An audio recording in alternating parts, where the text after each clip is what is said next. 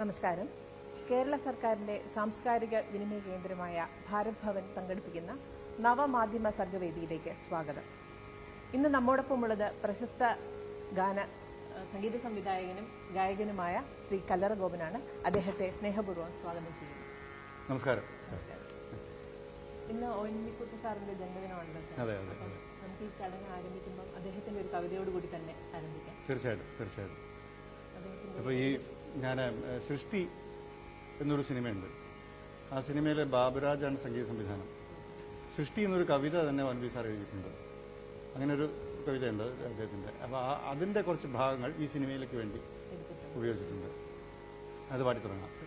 എവിടെയെങ്കിലും പോയാൽ ഒരു പാട്ട് പാടുകോപ എന്ന് പറഞ്ഞാൽ സാധാരണ പാടാറുള്ള പാട്ടാണ്. ഒരു പാടാം.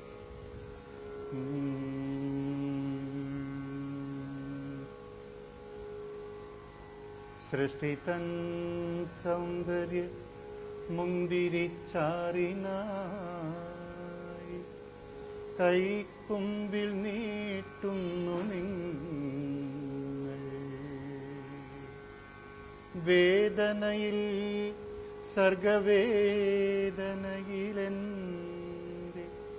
ചേതന വീണെരിയുന്നു. സൃഷ്ടിതൻ വേദനയാരറിയുന്നു.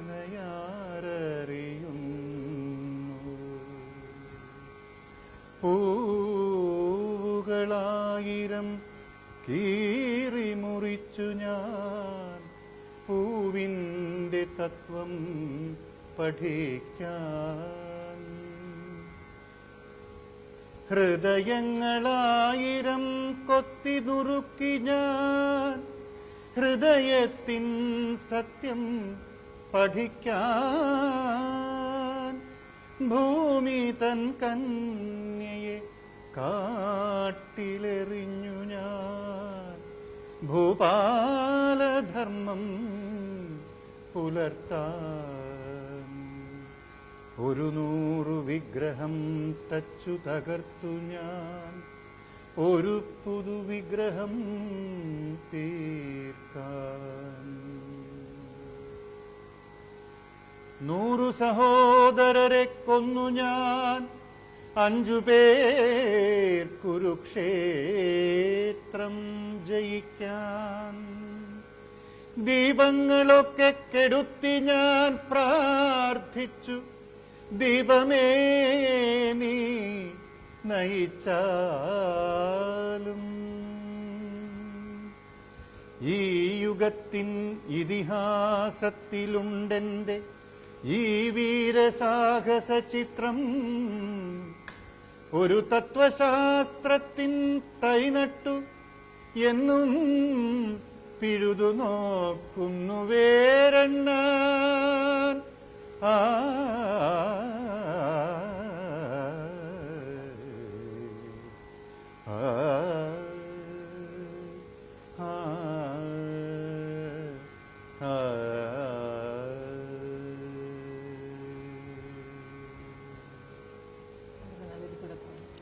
സംഗീത ജീവിതത്തിന്റെ തുടക്കം എങ്ങനെയാണെന്ന് അറിഞ്ഞു. ഞാൻ പഠിക്കുന്ന കാലത്ത് തന്നെ സംഗീതം ഇഷ്ടമുള്ള ആളായിരുന്നു. ഒരുപാട് പാട്ടുകൾ കേൾക്കുകയും അതിനുള്ള അവസരം എനിക്കുണ്ടായിരുന്നു. കാരണം എൻ്റെ അച്ഛൻ ഞാൻ ജനിക്കുന്നതിനൊരു 4 വർഷം മുമ്പ് ആ നാട്ടിൽ മൈക്ക് സെറ്റ് ആദ്യമായി കൊണ്ടുവന്ന ആളാണ്. അപ്പം ഞാൻ അമ്മയുടെ വയറ്റിൽ കിടക്കുമ്പോൾ തന്നെ അച്ഛൻ്റെ ഈ റെക്കോർഡിലുള്ള പാട്ടുകൾ കേട്ട് വളർന്നെന്നാണ് പറഞ്ഞു കേട്ടിട്ടുള്ളത്. അതുകൊണ്ടായിരിക്കാം പിന്നെ അച്ഛന് ഒരു സംഗീതവാസന ഉള്ളതുകൊണ്ടാണ് ഈ മൈക്ക് സെറ്റ് എടുക്കാൻ തന്നെ കാരണം. പാട്ടിനോടുള്ളൊരു ഇഷ്ടം കൊണ്ടായിരിക്കാം. അപ്പോൾ സ്കൂളിൽ പഠിക്കുമ്പോൾ തന്നെ ഞാൻ അധ്യാപകരുടെ അടുത്ത് അങ്ങോട്ട് പറയുമായിരുന്നു. 1-ാം ക്ലാസ്സിലും 2-ാം ക്ലാസ്സിലൊക്കെ പഠിക്കുമ്പോൾ ടീച്ചർ ഞാനൊരു പാട്ട് പാടി കേൾപ്പിക്കട്ടെ എന്ന് ചോദിക്കുമായിരുന്നു. അങ്ങോട്ട് അങ്ങനെ എല്ലാ ടീച്ചേഴ്സ് തന്നെ ഒരുപാട് പ്രോത്സാഹിപ്പിക്കും. പിൽക്കാലത്ത് 10-ാം ക്ലാസ് കഴിഞ്ഞ ഉടനെ സ്വൈരനാൾ സംഗീത കോളേജിൽ സംഗീതം ഐച്ഛിക വിഷയമായി എടുത്ത് പഠിപ്പിക്കണം എന്ന് കുടുംബക്കാരും നാട്ടുകാരും ഒക്കെ അച്ഛനോട് പറഞ്ഞു. പക്ഷെ എന്തുകൊണ്ട് അച്ഛനത് ആദ്യം അത് കേട്ടില്ല. അതെ, അന്നത്തെ കാലത്ത് അങ്ങനെയാണ്. ഇതെങ്ങനെ പാട്ടെന്ന് പറയുന്ന ഒരു തൊഴിലായിട്ട് എടുക്കാൻ എങ്ങനെ പറ്റുമോ എന്നുള്ളൊരു ധാരണയായിരുന്നു. മാത്രമല്ല അച്ഛന് പാട്ടുകാരനായിട്ട് വളരണം എന്നൊക്കെ ഉണ്ടായിരുന്നു. അതൊന്നും സാധിച്ചിട്ടില്ല. അങ്ങനെ എന്നെ വിട്ടില്ല. പിന്നെ 2 വർഷം ഞാനിവിടെ ഇവിടെ MB ഇൻസ്റ്റിറ്റ്യൂട്ടിൽ ഇലക്ട്രിക്കൽ എഞ്ചിനീയറിംഗ് പഠിക്കാൻ വന്നു. അത് ടെക്നിക്കലായിട്ട് അച്ഛൻ ഇലക്ട്രീഷ്യൻ ആയതുകൊണ്ട് മകനും അങ്ങനെ പോകണമെന്നുള്ള ആഗ്രഹം ഉണ്ടായിരുന്നു. അപ്പോഴാണ് 2 വർഷം ഞാൻ ഇവിടെ പഠിക്കുകയും, പക്ഷേ അതുകൊണ്ട് പ്രയോജനം ഉണ്ടായില്ല. ഇതൊന്നും പ്രയോജനപ്പെടുത്താൻ ഞാൻ തിരിച്ച് പരാജിതനായി വീട്ടിൽ ചെന്നപ്പോൾ ഇല്ല, അച്ഛന് ഭയങ്കര ദേഷ്യമായിരുന്നു. പക്ഷെ എന്നാലും എൻ്റെ സ്വന്തം ഇഷ്ടപ്രകാരം അച്ഛൻ പിന്നെ വഴങ്ങി തരികയും അച്ഛൻ എനിക്ക് ആപ്ലിക്കേഷനിൽ ഒപ്പിട്ട് തരികയും സ്വയംനാൾ സംഗീത കോളേജിൽ പഠിക്കാനുള്ള അവസരം തരികയും ചെയ്തു. അതിനുശേഷം ദിവസവും രാവിലെ അച്ഛൻ 4 മണിക്ക് എന്നെ വിളിച്ചുണർത്തുമായിരുന്നു സാധകം ചെയ്യാൻ വേണ്ടി, പ്രാക്ടീസ് ചെയ്യണം, നേരെ പാടണം എന്നൊക്കെ പറഞ്ഞു. അങ്ങനെയാണ് ഞാൻ എൻ്റെ സ്വയംനാൾ സംഗീത കോളേജിലെ വരവാണ് എന്നെ രംഗത്തേക്ക് വരാനുള്ളൊരു കാരണം.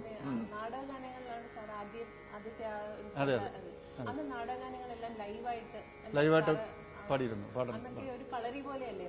അതെ അതെ അതെ അതെ. ഈ സംഘശക്തി എന്ന ഒരു നാടക ട്രൂപ്പ് ഉണ്ടായിരുന്നു. നമ്മുടെ പുരോഗമന കലാസാഹിത്യ സംഘത്തിന്റെ കീഴിൽ പ്രവർത്തിച്ചിരുന്ന ഒരു നാടക സംഘമായിരുന്നു. അത് PK വേണുകുട്ടൻ നായർ സാറായിരുന്നു എൻ്റെ ഡയറക്ടർ. പെരപ്പങ്കോട് മുരളി അദ്ദേഹം എൻ്റെ ഗാനരചന മറ്റ് കാര്യങ്ങളെല്ലാം. ഒരു വിജയരംഗൻ ആയിരുന്നു അതിൻ്റെ നാടകരചന. അപ്പോൾ അവരുടെ കീഴിൽ ഒരു നാടക കലറ ഞങ്ങളുടെ നാട് കേന്ദ്രീകരിച്ച് ആരംഭിക്കുകയുണ്ടായി. യാദൃശ്യമായിട്ട് എൻ്റെ ഒരു സംഗീത അധ്യാപകനുണ്ട്, ഒരു ബാബു നരേന്ദ്രൻ. അദ്ദേഹമാണ് എൻ്റെ സംഗീത സംവിധാനം. യാദൃശ്യമായിട്ട് കല്ലറ ജംഗ്ഷനിൽ വെച്ചിട്ട് അദ്ദേഹത്തെ കണ്ടപ്പോൾ ഞാൻ ചോദിച്ചു, സാർ എവിടെ പോവുകയാണ്? അപ്പോൾ സാറ് പറഞ്ഞു, ഇങ്ങനെ ഒരു നാടകക്കളരിയുണ്ട്, അവിടെ എൻ്റെ സംഗീതം ഞാൻ അങ്ങോട്ട് പോവുകയാണ്. നീ എവിടെ പോകുന്നു? അപ്പോൾ ഞാൻ വെറുതെ ഇങ്ങനെ വന്നതാണ്. ഒന്നുമില്ലാതിരിക്കുന്ന സമയം ഇവിടെ ഇവിടെ MB കോളേജിലുള്ള ഇലക്ട്രിക്കൽ എഞ്ചിനീയറിംഗ് എല്ലാം കഴിഞ്ഞിട്ട് ചേർന്നിട്ടില്ല. അപ്പം വെറുതെ നടക്കുന്ന കാലമാണ്. അപ്പോൾ നീ വരണമെന്ന് ചോദിച്ചു. അപ്പോൾ ഞാൻ സാറിനോട് പോയി. ആ പോക്കാണ് ഈ കലാരംഗത്തേക്ക് ഞാൻ ആ നടത്തമാണ് എനിക്ക് കലാരംഗത്തേക്കുള്ളൊരു നടത്തമായത്. തീർച്ചയായിട്ടും നാടകഗാനം ഞാൻ KPSCയുടെ 98 മുതൽ അർജുനൻ മാസ്റ്ററാണ് KPSCയുടെ സംഗീത സംവിധാനം നിർവഹിച്ചു വരുന്നത്. അതുവരെ ദേവരാജ മാസ്റ്ററായിരുന്നു. ദേവരാജൻ മാസ്റ്റർ 97 വരെയുള്ള നാടകം സബ്കോ സന്മതി ദേ ഭഗവാൻ എന്നൊരു നാടകം, അതിന് അതുവരെയും ദേവരാജ മാസ്റ്റർ സംഗീതം നിർവഹിച്ചു. അതിനുശേഷം 98 മുതൽ ആ സംഗീത സംവിധാന ദൗത്യം MK അർജുനൻ മാസ്റ്ററെ ഏൽപ്പിക്കുകയായിരുന്നു. അപ്പോൾ ഈ സബ്കോ സന്മതി ദേ ഭഗവാൻ എന്നുള്ള നാടകത്തിൽ ദേവരാജ മാസ്റ്റർ കീഴിൽ ഞാൻ പാടിയിട്ടുണ്ട്. പിറ്റേ വർഷം മുതൽ അർജുനൻ മാഷാണ്. അർജുനൻ മാഷുമാർ ഞാനിത് വളരെ നേരത്തെ തന്നെ അദ്ദേഹത്തോടൊപ്പം ഒരുപാട് സഹകരിക്കാനുള്ള ഭാഗ്യം ഉണ്ടായിട്ടുണ്ട്. അങ്ങനെ KPSCയിൽ 2007 നഗരവിശേഷം എന്നൊരു നാടകമുണ്ട്. ആ നാടകത്തിൽ ONV സാർ എഴുതി, അർജുനൻ മാസ്റ്റർ സംഗീതം, ഞാൻ പാടി. ആ ഒരു പാട്ടിന് തന്നെ 3 സംസ്ഥാന അവാർഡ് ലഭിക്കുകയുണ്ടായി. ONV സാറിനും കിട്ടി, അർജുനൻ മാഷും കിട്ടി, അവരുടെ കൂട്ടത്തിൽ ഈ പാവത്തിന് എനിക്കും കിട്ടി. ആ പാട്ട് ഞാൻ പാടാം.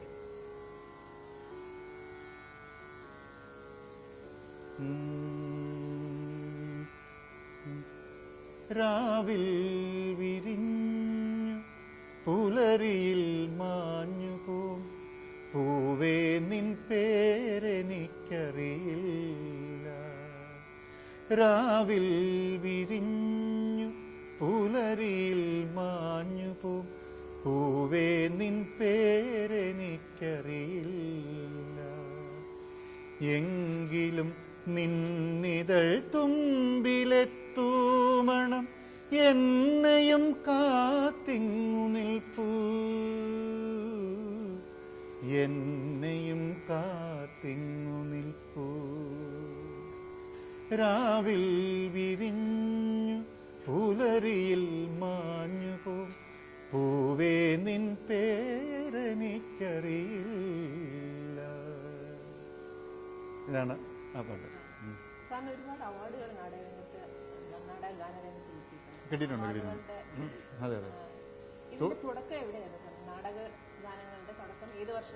അത് ഞാൻ പറഞ്ഞില്ലേ, 89 ഞാൻ സംഘശക്തി എന്ന് പറഞ്ഞ തോറ്റം എന്ന നാടകത്തിൽ കിടന്നു വരുന്നത്. പക്ഷെ ആ നാടകത്തിൽ പാടാൻ വേണ്ടി വന്ന ഞാൻ പിന്നെ ആ നാടകത്തിൽ പാടിയില്ല. പാടാനെന്ന് ഞാൻ വളരെ സംഗീതം പഠിച്ചു തുടങ്ങിയില്ല, വളരെ കുഞ്ഞാണ്.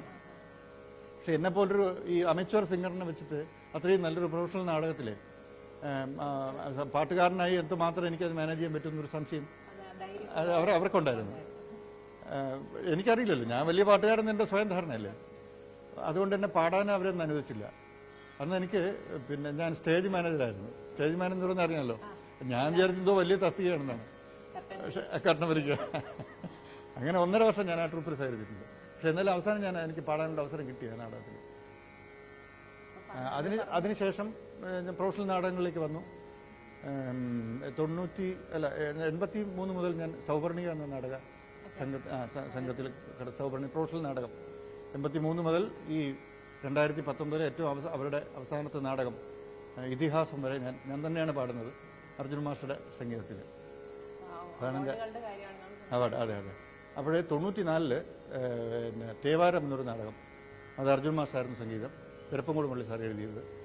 അതിനകത്ത് ആണ് എനിക്ക് ഇടയ്ക്കയിൽ ജീവിത ദുസ്സഹ ദുഃഖങ്ങൾ എന്ന് തുടങ്ങുന്ന പാട്ട്. ആ പാട്ടിലാണ് ആദ്യമായൊരു സംസ്ഥാന അവാർഡ് എനിക്ക് കിട്ടുന്നത്.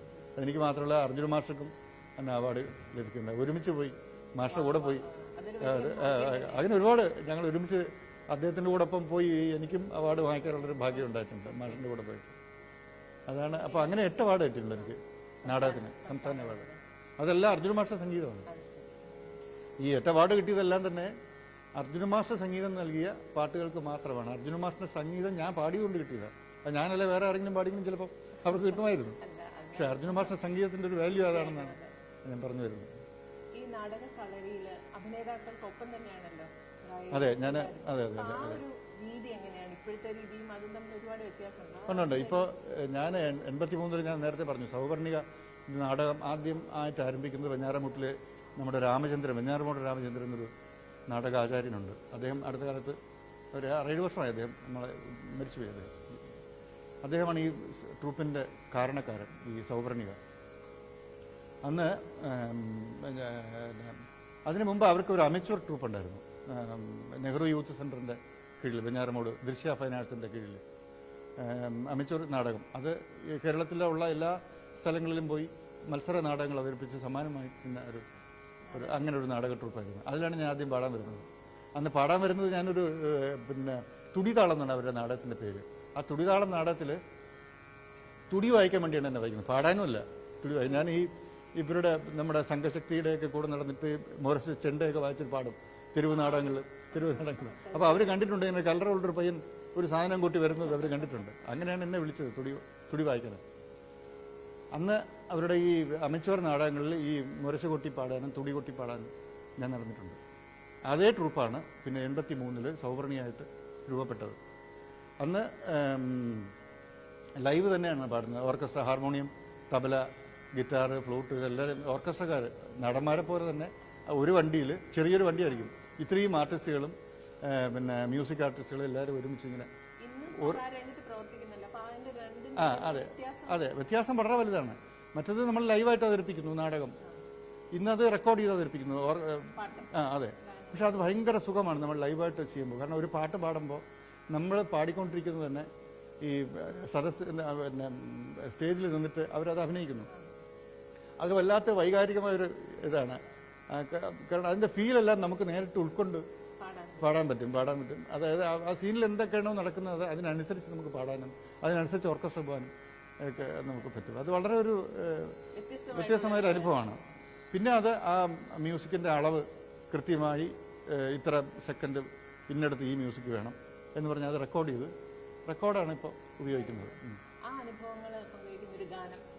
തീർച്ചയായിട്ടും.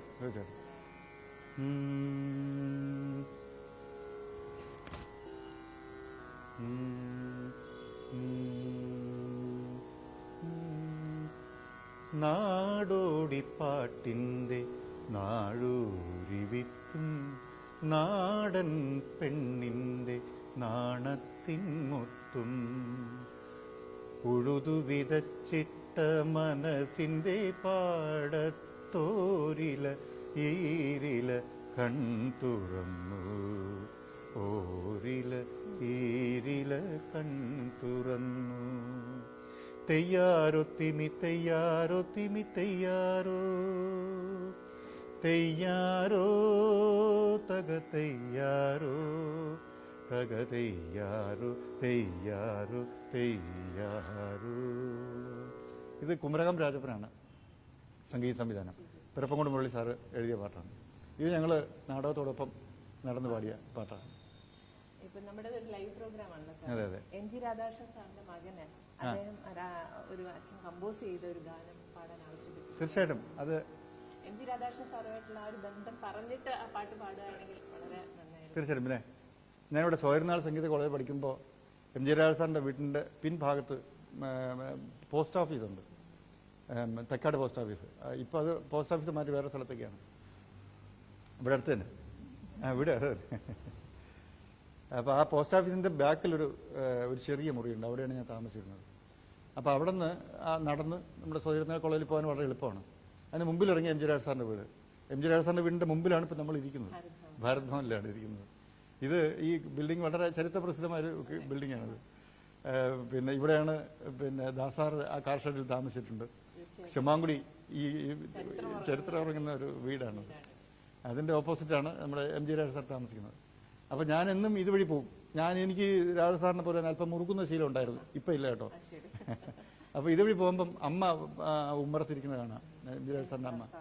അപ്പോൾ ഞാൻ പോകുമ്പോഴൊക്കെ നോക്കി പോകാറുണ്ട്. എം ജി രാജ സാറിനെ ദൂരെ അങ്ങനെ കണ്ടിട്ടേ ഉള്ളൂ. ഇപ്പോൾ പണ്ട് ഉത്സവപ്പറമ്പുകളിൽ കച്ചേരി വെക്കാനും ഒക്കെ പോയല്ലാതെ എനിക്ക് നേരിട്ട് ബന്ധമില്ല. ഇതുവഴി പോകുമ്പോൾ സാറിനെ കാണാറുണ്ട്, അങ്ങനെ കണ്ടിരുന്നുള്ളൂ. പിന്നെയാണ് എനിക്ക് ആകാശവാണിയിൽ ഓഡിഷൻ ഉണ്ടാവുന്നത്. ഞാൻ ബി ഗ്രേഡ് ഓഡിഷൻ പാസ്സായി ആകാശവാണി ഗായകനായി. അവിടെ വെച്ചും സ്ഥിരം കാണുമായിരുന്നു. അപ്പോൾ യാദൃശ്യമായിട്ട് അദ്ദേഹത്തിൻ്റെ കമ്പോസിങ്ങിൽ എനിക്ക് പാടാനുള്ള അവസരം കിട്ടി. അങ്ങനെ പാടി. അങ്ങനെയല്ല, അതിന് മുമ്പ് ഈ എം ജി രാജ ഉച്ചുമാളിയമ്മൻ ക്ഷേത്രമുണ്ട് നമ്മുടെ സാറിൻ്റെ വീടിൻ്റെ മുമ്പിൽ. ആ ക്ഷേത്രത്തിൽ ഉത്സവമുണ്ട്. ആ ഉത്സവത്തിന് അന്ന് ശ്രീകുട്ടൻ ചേട്ടൻ്റെ എം ജി ശ്രീകുമാർ അദ്ദേഹത്തിൻ്റെ സ്പോൺസർ, അദ്ദേഹം സ്വയം സമർപ്പിച്ചൊരു പരിപാടി. ആ പരിപാടിക്ക് അദ്ദേഹത്തിന് അന്ന് വരാൻ പറ്റിയില്ല. അദ്ദേഹം വേറെന്തോ തിരക്കുള്ള ഒരു അവസ്ഥയിൽ ചെന്നൈയിൽ പെട്ടുപോയി.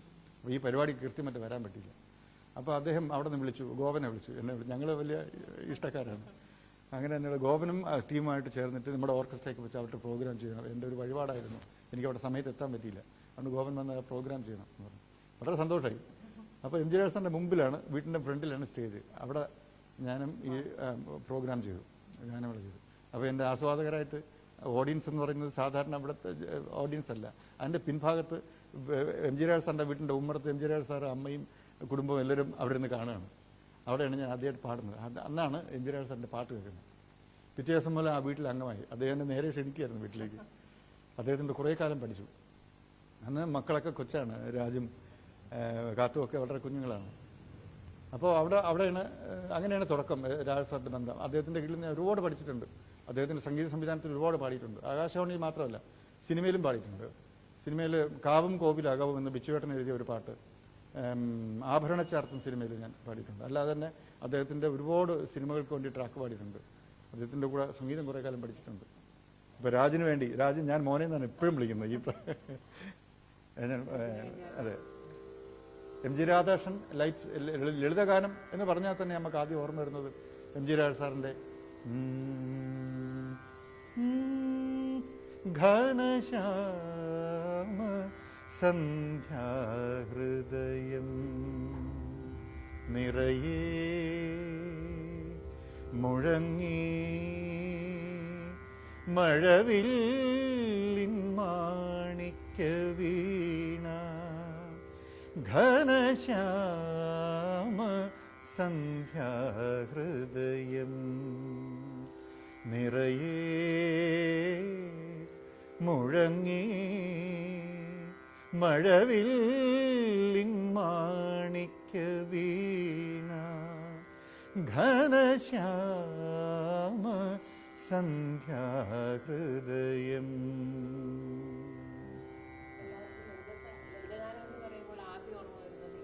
അതെ അതെ അതെ അതെ.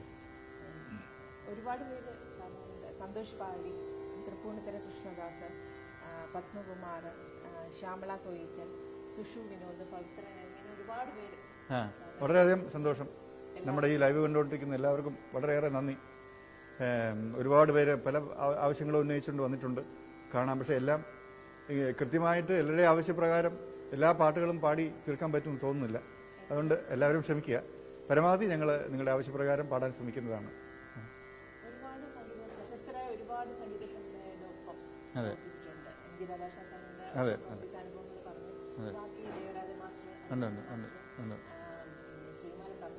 അതെ അതെ അതെ അതെ ഒപ്പം പ്രവർത്തിച്ച അനുഭവങ്ങൾ സാറിന് അതെ അതെ, അത് പറയാൻ ചെറിയ സമയം പോരാ, ഒരുപാടുണ്ട്. കാരണം ഞാൻ 85-ലാണ് ആദ്യമായി ദേവരായ മാഷെ കാണാൻ പോകുന്നത്. അത് അന്ന് അദ്ദേഹം ചെന്നൈയിൽ നിന്ന് ഈ തിരുവനന്തപുരത്തേക്ക് താമസം മാറുകയായിരുന്നു. ഒറ്റയ്ക്കാണ് അവൻ താമസിച്ചിരുന്നത്. അദ്ദേഹം എന്തൊക്കെയോ മനസ്സിൽ കരുതിയിരുന്നു. അതുകൊണ്ടാണ് ഇവിടെ വന്ന് ഒറ്റയ്ക്ക് താമസിച്ചത്. കാരണം ഒരുപാട് ഇത്രയും കാലം അദ്ദേഹത്തെ ജീവിതത്തിൽ ചെയ്തിട്ടുള്ള ഒരുപാട് സംഭാവനകളുണ്ട്. അദ്ദേഹം ചെയ്തു തീർത്തിട്ടുള്ള ഒരുപാട് കാര്യങ്ങളുണ്ട്. അതെല്ലാം ഒന്ന് എന്താണ് ഒരു ഡോക്യുമെന്റേഷൻ നടത്തണം. പിന്നെ ഒരുപാട് പുസ്തകങ്ങൾ തയ്യാറാക്കണം. അങ്ങനെ ഈ കരമന നീർമണങ്കരയിലെ വീട്ടിലിരുന്ന് അദ്ദേഹം ചെയ്ത അതിന് വന്നിരുന്ന താമസമായതിനു ശേഷമാണ് അദ്ദേഹത്തിൽ നിന്ന് നമുക്ക് ഒരുപാട് സംഭാവനകൾ ലഭിച്ചത്. അതുവരെ അദ്ദേഹം സംഗീത സംവിധാനം നിർവഹിക്കുകയായിരുന്നു. അതിനുശേഷം ഇതെല്ലാം അദ്ദേഹം കേന്ദ്രീകരിച്ചുകൊണ്ട് ഒരുപാട് പുസ്തകങ്ങൾ എഴുതി, ഒരുപാട് കാര്യങ്ങൾ ചെയ്തു. അപ്പോൾ ആ സന്ദർഭത്തിലാണ് 85-ൽ ആദ്യമായിട്ട് മാഷെ കാണാൻ പോകുന്നത്. മാഷെ കാണാൻ പോയി, അദ്ദേഹത്തിന് അടുത്ത് പോയി നമസ്കരിച്ചു. എന്നോടൊരു പാട്ട് പാടാൻ പറഞ്ഞു. പാടി അദ്ദേഹത്തിന് ഇഷ്ടപ്പെട്ടിട്ടുണ്ടാവാം. അതുകൊണ്ടാണ് ഒരു 7 ദിവസം കഴിഞ്ഞപ്പോൾ എന്നെ വിളിച്ചു. നീ ഒരു പ്രോഗ്രാമുണ്ട്, നീയും മാധുര്യമ്മയും ശ്രീകാന്തേട്ടനും അദ്ദേഹത്തിൻ്റെ ഇഷ്ടഗായകനാണ് ശ്രീകാന്തേട്ടൻ. ഇതിഹാസങ്ങൾ എനിക്ക് മുമ്പേ ആ പാട്ടൊക്കെ പാടിയത് ശ്രീകാന്തേട്ടൻ. അപ്പോൾ ഞങ്ങൾ 3 പേരും കൂടി ഒരു പ്രോഗ്രാം ചെയ്യണം ഓണത്തോടനുബന്ധിച്ച് തിരുവനന്തപുരത്ത്. അതിൽ നീ കുറേ പാട്ട് പാടണം. വളരെ സന്തോഷമായി. എൻ്റെ ചോദിച്ചു, അപ്പോൾ ഈ പാട്ടുകളൊക്കെ ഞാൻ സെലക്ട് ചെയ്ത് തരാൻ പറഞ്ഞു. കുറേ പാട്ട് എഴുതുന്നു. ഇതൊക്കെ നീ അങ്ങനെ പഠിക്കും എന്ന് വെച്ചു. അപ്പോൾ ഞാൻ പറഞ്ഞു, ഞാൻ കാസറ്റ് കേട്ട് പഠിക്കണ്ട, നീ രാവിലെ ഇവിടെ വരണം, ഞാൻ നിന്നെ പഠിപ്പിക്കും. അങ്ങനെ മാഷ് തന്നെയാണ് നേരിട്ട് പഠിപ്പിക്കും. അത് അങ്ങനെ പഠിച്ചിട്ടാണ് അന്നത്തെ പ്രോഗ്രാം ചെയ്തത്. അതിനുശേഷം പിന്നെ ഒരു മാഷൊക്കെ എന്നെ കുറിച്ച് തെറ്റിദ്ധാരണകളൊക്കെ വന്നു. 10 വർഷം ഉണ്ടായിരുന്നു, അങ്ങോട്ട് പോയിട്ടേ ഇല്ല. അങ്ങനെ ഒരു ഇണങ്ങി അങ്ങോട്ട് അന്ന് എനിക്ക് ഇളം പ്രായമാണ്. അപ്പം ഇത് ദേവരായ മാഷ വലിപ്പം എന്താണെന്ന് എനിക്കറിയില്ല. അതുകൊണ്ട് ഞാൻ അങ്ങോട്ട് പോയില്ല. അതെ, അന്ന് അറിയില്ല. അപ്പോൾ പിന്നെ അന്ന് ഞാനൊരു തെറ്റും ചെയ്തിട്ടില്ല. പക്ഷെ എന്നെ അങ്ങനെ ഒരു തെറ്റിദ്ധരിക്കപ്പെട്ടാലും എനിക്കും വിഷമമുണ്ടായിരുന്നു. ഞാൻ തെറ്റിയാത്ത ആളെന്തിനെ പശ്ചാത്തപിക്കണം. അതുകൊണ്ട് ഞാൻ പോയില്ല. പക്ഷേ 10 വർഷം കഴിഞ്ഞപ്പോൾ എനിക്കത് ആ ബോധ്യം വന്നു. കുറച്ചൊക്കെ വിവരം ഉള്ളതുകൊണ്ടാവാം, 10 വർഷത്തെ എക്സ്പീരിയൻസ് ഉണ്ടാവാം. ദേവരാജൻ മാസ്റ്ററുടെ കൂടെ ഞാൻ അങ്ങനെ ഇരിക്കാൻ പാടില്ല, അത് തിരുത്തണം. അങ്ങനെ ഞാൻ രണ്ടാമത് നമ്മുടെ തബല വായിക്കുന്ന ഗണേശൻ ചേട്ടൻ്റെ കൂടെ മാഷടുത്ത് പോയി. മാഷ നമസ്കരിച്ചപ്പോൾ ഒരു നമസ്കാരം കൊടുത്തപ്പോൾ തന്നെ മാഷ എല്ലാം മറന്നു പഴയതിനേക്കാളും സ്നേഹത്തോടെ. പിന്നെ 97 മുതൽ അദ്ദേഹം ജീവിച്ചിരുന്ന കാലം വരെയും ഇപ്പോഴും എൻ്റെ മനസ്സിൽ ഒരു മഹാഗുരുനാഥനായിട്ട് നമ്മൾ സൂക്ഷിക്കുന്നുണ്ട്. അദ്ദേഹത്തിനോടൊപ്പം വർത്തി അങ്ങനെ ഒരുപാട് പാട്ടുകൾ പാടിയിട്ടുണ്ട്. ആ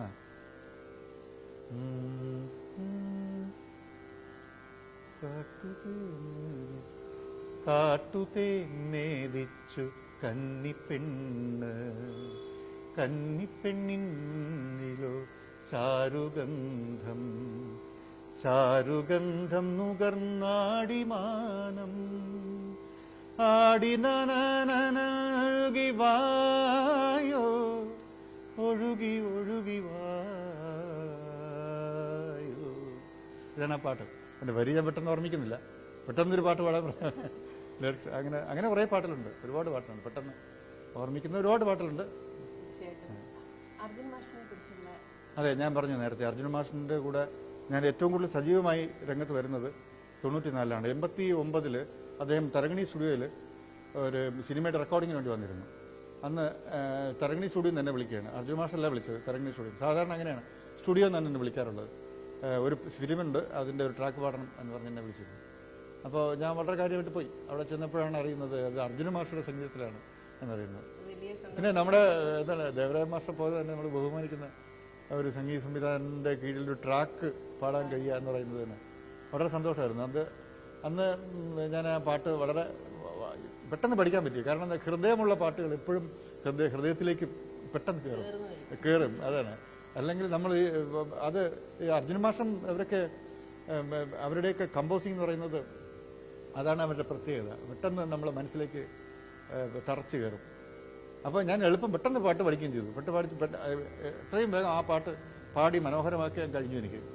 അപ്പോൾ അത് മാഷക്ക് വലിയ ഇഷ്ടമായി ചെയ്തു. അങ്ങനെ അന്ന് പിരിഞ്ഞു. പക്ഷെ പിന്നെ ഒരിക്കലും കൂടെ എനിക്ക് മാഷിൻ്റെ ഇതിൽ പാടാൻ പറ്റുമോ എന്നൊരു സംശയം ഉണ്ടായിരുന്നു. അപ്പോഴാണ് 94-ലെ തേവാരം നാടകത്തിൽ മാഷ് കമ്പോസ് ചെയ്യാൻ വരുന്നത്.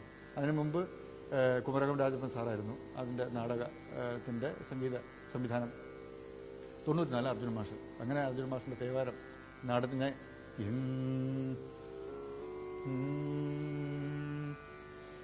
ഇടയ്ക്കയിൽ ജീവിത ദുസ്സഹ ദുഃഖങ്ങൾ ഇടയ്ക്കിടയ്ക്കറിയാതെ പാടി ഞാനും എന്നിഴലുമായി പ്രദക്ഷിണം വയ്ക്കാത്ത പൊന്നമ്പലങ്ങളിന്നില്ല, തിരുസന്നിധാനങ്ങളില്ല, തിരുസന്നിധാനങ്ങളില്ല. ഇങ്ങനൊരു പാട്ടാണ് അർജുന മാഷിൻ്റെ ആദ്യമായി ഞാൻ പാടുന്നത്. അതിനാണ് സ്റ്റേറ്റ് അവാർഡ് കിട്ടിയത്. പിന്നെ ഇങ്ങോട്ട് 2019 ഏറ്റവും അർജുന മാഷ് ചെയ്ത ഏറ്റവും അവസാനമായി ചെയ്തത് KPSCയുടെ മരത്തിനും പിന്നെ സൗവർണിയുടെ ഇതിഹാസം എന്നൊരു നാടകമായിരുന്നു. അതുവരെയും ഞാൻ തന്നെയാണ് മാഷുടെ കമ്പോസിങ്ങിന് ഇരിക്കുന്നതും കൂടെ പാടുന്നതും അദ്ദേഹത്തിൻ്റെ അസിസ്റ്റൻ്റായിട്ട്, അതായത് സഹായിയായിട്ട് ഞാൻ കൂടെ ഇത്രയും വർഷം 30ഓളം വർഷം 25-30ഓളം വർഷം അദ്ദേഹത്തിൻ്റെ സഹകരിച്ചിട്ടുണ്ട്. വലിയ ഭാഗ്യമാണ് എൻ്റെ ജീവിതത്തിൽ കിട്ടിയത്. അത് എന്താണ്, അദ്ദേഹം എന്നെ ഇരുത്തി സംഗീതം പഠിപ്പിച്ചിട്ടില്ല. അതായത് ഇരുന്ന് സംഗീതം പഠിപ്പിക്കുന്ന ഒരു സമ്പ്രദായമാണല്ലോ നമുക്കുള്ളത് ഗുരുനാഥന് മുന്നിൽ. അങ്ങനെ എന്നെ പഠിപ്പിച്ചിട്ടേ ഇല്ല. അത് ഞാൻ MG രാജ് സാറിൻ്റെ അടുത്തും B ശശികുമാറാണ് എൻ്റെ അടിസ്ഥാന ഗുരു വാസ്തവത്തിൽ, MG രാജ് സാറിനെ പോലെ തന്നെ. അപ്പോൾ പെരുമ്പാവൂർ സാറിൻ്റെ അടുത്ത് പഠിച്ചിട്ടുണ്ട്. പക്ഷേ അർജുന മാഷിലെ മുമ്പിൽ ഞാൻ ഇരുന്ന് അങ്ങനെ പഠിച്ചിട്ടില്ല. പക്ഷേ അങ്ങനെയല്ല, ഈ മാഷ് കമ്പോസ് ചെയ്യുന്നതും മാഷ് പാടുന്നതും പറഞ്ഞു തരുന്നതും എല്ലാം എനിക്ക് തരുന്ന വലിയ അനുഗ്രഹമായിരുന്നു. അതെന്താണ് ഈ അജ്ഞാതമായ, അതെങ്ങനെയാണ് അതിന് പറയേണ്ടത് ഫലിപ്പിക്കേണ്ടതെന്ന് അറിയില്ല. എന്നെ സംഗീതം പഠിപ്പിക്കുകയായിരുന്നില്ല. ഈ ഗുരുശിഷ്യ ബന്ധം എന്ന് പറയുന്നത് പിന്നെ സംഗീതം ഇങ്ങനെ ഇരുത്തി പഠിപ്പിക്കുന്നതിലൂടെ അല്ല, അല്ലാതെ ഉള്ള ഒരു ഹൃദയങ്ങൾ കൊണ്ടുള്ള ഒരു കൈമാറലുണ്ട്. അതാണ് എനിക്ക്. അതെ അതെ ശ്രീകുമാരൻ തമ്പി സാറ് എനിക്ക് ഒരിക്കൽ ദേവരായ മാസ്റ്റർ എൻ്റെ കൂടെ ഞാൻ മസ്കറ്റിലൊരു പ്രോഗ്രാം ഉണ്ടായിരുന്നു 97. അത് അന്ന് P സുശീല, P ജയചന്ദ്രൻ, ജേട്ടൻ മാധുരിയമ്മ, ഞാനും 4 പേര് വെച്ചിട്ടാണ് ആ പ്രോഗ്രാം ചെയ്തത്. അപ്പോൾ ആ പ്രോഗ്രാമിന് വേണ്ടി പോകുന്നതിന് മുമ്പ് ആ പ്രോഗ്രാമിനെ കുറിച്ച് എല്ലാവരുടെയും ഒരു ബൈറ്റ് എടുത്തിരുന്നു. അത് നിർവഹിച്ചത് ശ്രീകുമാരൻ തമ്പി സാറാണ്. അപ്പോൾ എൻ്റെ ക്യാമറയുമായിട്ട് മാഷ് തമ്പി സാർ വന്നിട്ട് എൻ്റെ ഒരു ബൈറ്റ് എടുത്തിരുന്നു. അങ്ങനെയാണ് എനിക്ക് നേരിട്ട് ദേവരായ മാഷ് വഴിയാണ് അതും അങ്ങനെ എന്നെ അല്ല, അതിനു മുമ്പേ ഒരു ഗായകനാണെന്നുള്ളതൊക്കെ തമ്പി സാറിന് അറിയാം. എനിക്ക് പിന്നെ തമ്പി സാറിന് അറിയാമല്ലോ, അത് ആർക്കറിയില്ല. അതെ അതെ അതെ അങ്ങനെയാണ് ഒരു തുടക്കം, ഒരു തമ്പി സാറിനോടുള്ള ഒരു അടുത്ത് സഹകരിക്കാനുള്ള ഒരു തുടക്കം കിട്ടുന്നത്. അല്ലാതെ എൻ്റെ മുമ്പിൽ അദ്ദേഹം ഇരുന്ന് പാട്ട് കേൾക്കുന്നത് ഞാൻ ഒരുപാട് കണ്ടിട്ടുണ്ട്. അന്നൊന്നും നേരിട്ട് തമ്പി സാറിനെ പോയി കാണാനുള്ള ഒരു ധൈര്യം എനിക്കില്ലായിരുന്നു. പലരോടും എനിക്ക് അങ്ങനെയാണ്. പക്ഷെ പലരും എന്നെ അങ്ങോട്ട് ചെന്ന് കാണുകയും പിന്നെ സംസാരിക്കുകയൊക്കെ ചെയ്യാത്തത് കൊണ്ട് പലരും ഞാനൊരു അഹങ്കാരിയെന്ന് പറഞ്ഞു. ജയേട്ടൻ എപ്പോഴും പറയും വന്നാലേ എനിക്കതൊരു അതിനുള്ളൊരു അങ്ങനെയല്ല. അപ്പൊ തമ്പി സാറോ ദേവരായ മാഷോ ഒക്കെ നമ്മൾ അങ്ങോട്ട് പോയി ഒരു സ്ഥലത്ത് വെച്ച് കണ്ടാൽ ഓടിപ്പോയി പരിചയപ്പെടാനുള്ള ഒരു ധൈര്യം എനിക്കില്ലായിരുന്നു. അതായിരുന്നു എൻ്റെ കാരണം. പിന്നെ ഒരു ദിവസം ഞാൻ പാലക്കാട് ഒരു പ്രോഗ്രാമിന് പോയി. അത് തലേ ദിവസം മൂകാംബികയിൽ ഞങ്ങൾ ഫാമിലിയായിട്ട് പോയിട്ട് തിരിച്ച് പിന്നെ തിരുവനന്തപുരത്ത് വന്ന് ഫാമിലിയെ വീട്ടിലേക്ക് ആക്കിയതിന് ശേഷം ഉടനെ തന്നെ ഒരു 10 മിനിറ്റ് പോലും വെയിറ്റ് ചെയ്യാതെ ഞാൻ നേരെ പിന്നെ റെയിൽവേ സ്റ്റേഷനിൽ വന്ന് പാലക്കാട്ടത്തെ പ്രോഗ്രാമിന് പോകാൻ വേണ്ടി ട്രെയിനിൽ കയറി പോവുകയാണ്. അപ്പോൾ ഞാൻ എൻ്റെ കയ്യിൽ സാമ്പത്തികമായിട്ട് ഇത്തിരി ബുദ്ധിമുട്ടെന്ന് പറഞ്ഞാൽ എൻ്റെ കയ്യിലില്ല. അന്ന് ATM കാർഡൊന്നുമില്ല. പക്ഷേ അങ്ങോട്ടുള്ള യാത്രയ്ക്കുള്ള പൈസ മാത്രം എടുത്തുകൊണ്ട് ഞാൻ നേരെ പോകുമായിരുന്നു. കാരണം 3-4 ദിവസം ഉറക്കക്ഷീണവും യാത്രയും എല്ലാം ആയതുകൊണ്ട് ഞാൻ അങ്ങനെ പൈസ കരുതാൻ പറ്റിയില്ല. ഉടനെ തന്നെ ഞാൻ ട്രെയിൻ കയറി പാലക്കാടേക്ക് പോയി. പാലക്കാട് ചെന്നിറങ്ങി ഈ പ്രോഗ്രാം എന്നെ ക്ഷണിച്ച ആളിനെ ഞാൻ വിളിച്ചു. റെയിൽവേ സ്റ്റേഷനിൽ വന്നിട്ട് വിളിച്ചപ്പോൾ പിന്നെ അയാൾ അദ്ദേഹം ഫോൺ എടുത്തു. ആരും ഞാൻ പറയാനില്ല, എല്ലാവർക്കും അറിയാവുന്ന ആളാണ്. അപ്പോൾ അദ്ദേഹം പറഞ്ഞു, ഗോപൻ ഇവിടെ എത്തിയില്ലേ, പെട്ടെന്ന് പോരും, പക്ഷേ ആ പ്രോഗ്രാം ക്യാൻസൽ ചെയ്തു കേട്ടോ എന്ന് പറഞ്ഞു. ഗോപനെ മാത്രം വിളിച്ചറിയിക്കാൻ പറ്റിയില്ല. അപ്പോൾ അറിയിക്കാൻ പറ്റില്ല. ബാക്കി എല്ലാവരും അറിയിച്ചു, എന്നെ മാത്രം അറിയിച്ചു. എന്നെ മറന്നു അദ്ദേഹം. അപ്പം എനിക്കത് വലിയ ദേഷ്യമായി. അത് വലിയ കഷ്ടമായി പോയി എന്നെ വിളിക്കാൻ. ഗോപൻ ഇവിടെ വരൂ, പിന്നെ നമുക്ക് ഞാൻ പറഞ്ഞു ഞാനിപ്പോൾ എന്തായാലും കൊണ്ട് പറഞ്ഞു, ഞാൻ തിരിച്ചു പോകാൻ പറഞ്ഞിട്ട്. അപ്പോൾ ഞാൻ ഇറങ്ങി നോക്കി എൻ്റെ പൈസ ഇല്ല, തിരിച്ച് ടിക്കറ്റ് എടുക്കാൻ പൈസ ഇല്ല, വിശപ്പുണ്ട്, ആഹാരം കഴിക്കാൻ പൈസ ഇല്ല. അങ്ങനെ ഒരു സന്ദർഭത്തിൽ ഞാൻ പെട്ടുപോയി.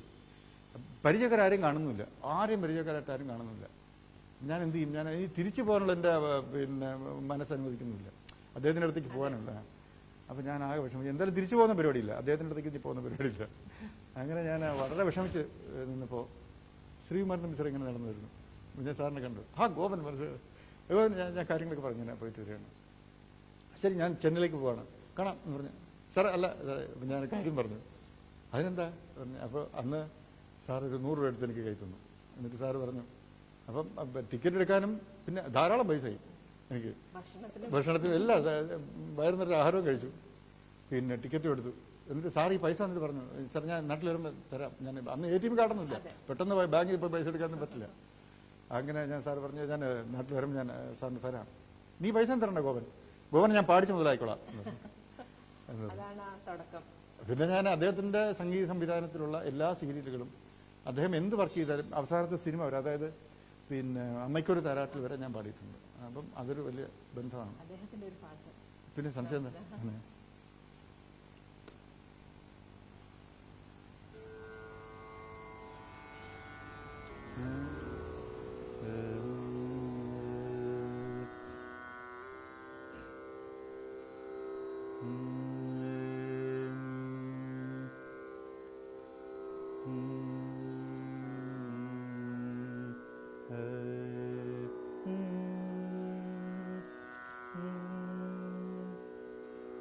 ഹൃദയ സരസിലെ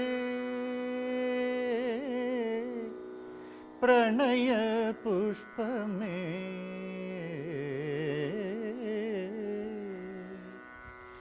ഹൃദയ സരസിലെ പ്രണയ പുഷ്പമേ, ഇനിയും നിൻ കഥ പറയൂ.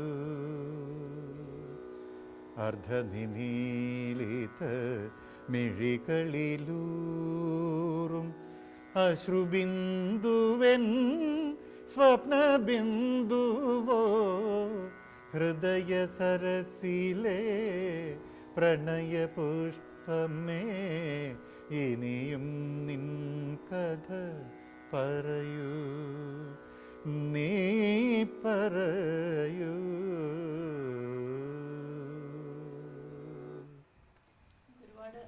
ആവശ്യങ്ങൾ വന്നിട്ടുണ്ട്. അതെ അതെ അതെ.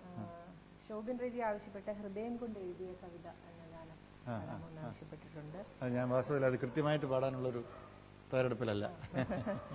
അപ്പോൾ പിന്നെ ക്ഷമിക്കുക ശോഭിൻ. അനഘസങ്കല്പ ഒന്ന് പാടാമോ എന്നാണ്. തീർച്ചയായിട്ടും തീർച്ചയായിട്ടും. ബെന്നി മുകുന്ദൻ. ബെന്നി മുകുന്ദൻ നമസ്കാരം.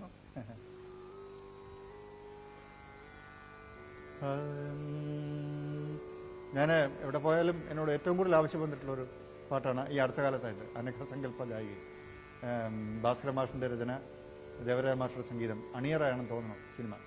അതെ അതെ അതെ, കവിതയാണത്. കവിത ഭാസ്കര മാഷിന്റെ വളരെ മനോഹരമായ കവിതയാണ്.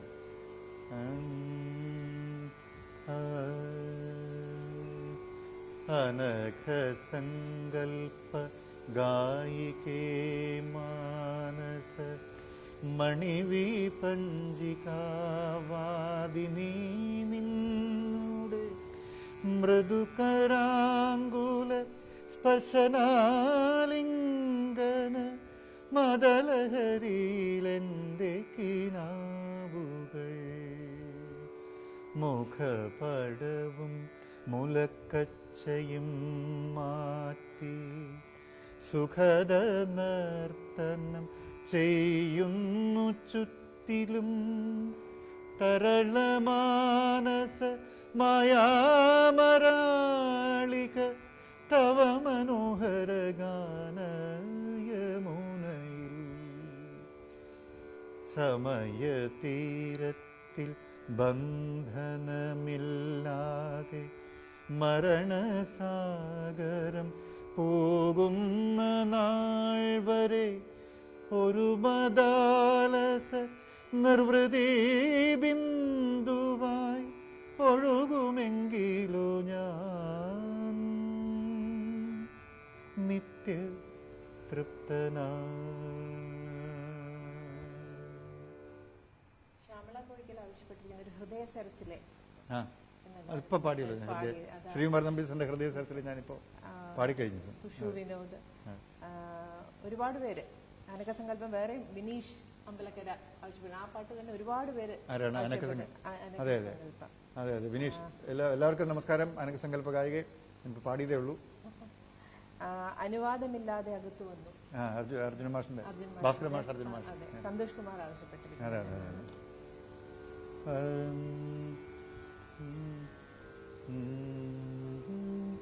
അനുവാദമില്ലാതെ അതെ, വരി നോക്കിയെടുക്കേണ്ടി വരും, കാണാതെ അറിയില്ല. എനിക്ക് ഒരിക്കൽ SP ബാലസുബ്രഹ്മണ്യം പറഞ്ഞു, അദ്ദേഹം ജനഗണമന പോലും വരിയില്ല, പുസ്തകമില്ലാതെ പാടാൻ പറ്റില്ല. അതുപോലെ ഉണ്ട് എന്താ കാര്യം. നോക്കട്ടെ.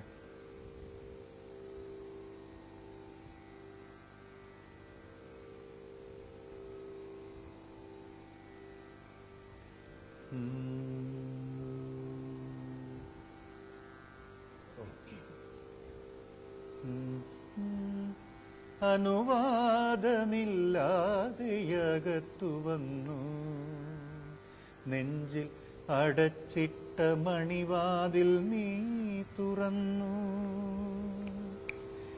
അനുവാദമില്ലാതെയകത്തു വന്നു, നെഞ്ചിൽ അടച്ചിട്ട മണിവാതിൽ നീ തുറന്നു. കൊട്ടിയടച്ചൊരൻ കൊട്ടാരവാതിലെല്ലാം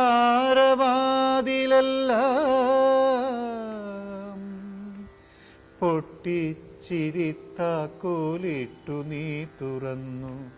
അനുവാദമില്ലാതെയകത്തു വന്നു, നെഞ്ചിൽ അടച്ചിട്ട മണിവാതിൽ നീ തുറന്നു.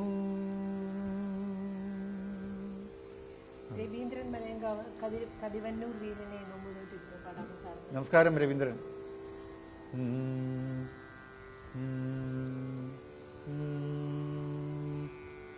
കതിവനൂർ വീരനെ നോമ്പു നോറ്റിരുന്നു, മാമയിൽ പീലി പോലഴകോലും ചെമ്മരത്തി. പൂങ്കോഴി കരഞ്ഞു, കളിത്തോഴിയുറങ്ങി,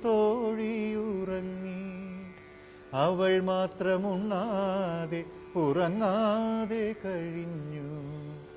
വില്ലാളി വീരനെ ഒരു നോക്കു കാണുവാൻ നൊമ്പരം പൂണ്ടവൾ മനം നൊന്തു പിടഞ്ഞു. ശ്രദ്ധേയമായ ഒരുപിടി ചലച്ചിത്ര ഗാനങ്ങൾ അതെ അതെ സാറിന് സ്വന്തമായിട്ടുണ്ട്. ചലച്ചിത്ര ഗാന രംഗത്ത് ഈ നാടക രംഗവും അത് തമ്മിലുള്ള വ്യത്യാസം? എനിക്കങ്ങനെ ഒരു നാടക ഗാനങ്ങളെന്നോ സിനിമാ ഗാനങ്ങളെന്നോ സീരിയൽ ഗാനങ്ങളെന്നോ ലളിത ഗാനങ്ങളെന്നോ ഒന്നും എനിക്കൊരു വ്യത്യാസം തോന്നിയിട്ടില്ല. ഇതെല്ലാം ഗാനങ്ങളാണ്, ഇതെല്ലാം അടങ്ങുന്നത് സംഗീതമാണ്. സംഗീതത്തിൽ അതീതമായിട്ട് സിനിമയ്ക്കൊരു സംഗീതം അങ്ങനെയുള്ളതായിട്ട് എനിക്ക് തോന്നിയിട്ടില്ല. ഗാനങ്ങളിലെല്ലാം സംഗീതം തന്നെയാണുള്ളത്. പിന്നെ നാടകങ്ങളിലാണെങ്കിലും സീരിയലാണെങ്കിലും ചലച്ചിത്രത്തിലാണെങ്കിലും അതിൻ്റെ കഥാ സന്ദർഭത്തിനനുസരിച്ചാണ് പാട്ടുണ്ടാക്കുന്നത് എന്നുള്ളേ ഉള്ളൂ. ലളിതഗാനങ്ങളാകുമ്പോൾ അങ്ങനെയല്ല. ലളിതത്തിന് ചെറിയൊരു വ്യത്യാസമുണ്ട്. കാരണം ഒരു കവിയുടെ സ്വതന്ത്രമായ രചനയ്ക്ക് സ്വാതന്ത്ര്യമുണ്ട്. അതുപോലെ തന്നെ ആ രചനയ്ക്ക് അനുസൃതമായൊരു സംഗീതം നൽകാൻ സംഗീത സംവിധാനം സ്വതന്ത്രമായൊരു സാധ്യതകളുണ്ട്. അത് മാത്രമേ ഈ ലളിത സംഗീതവും സിനിമ ചലച്ചിത്ര ഗാനങ്ങളും നാടകഗാനങ്ങളും തമ്മിലുള്ള വ്യത്യാസമായിട്ട് എനിക്ക് തോന്നിയിട്ടുള്ളൂ. ആ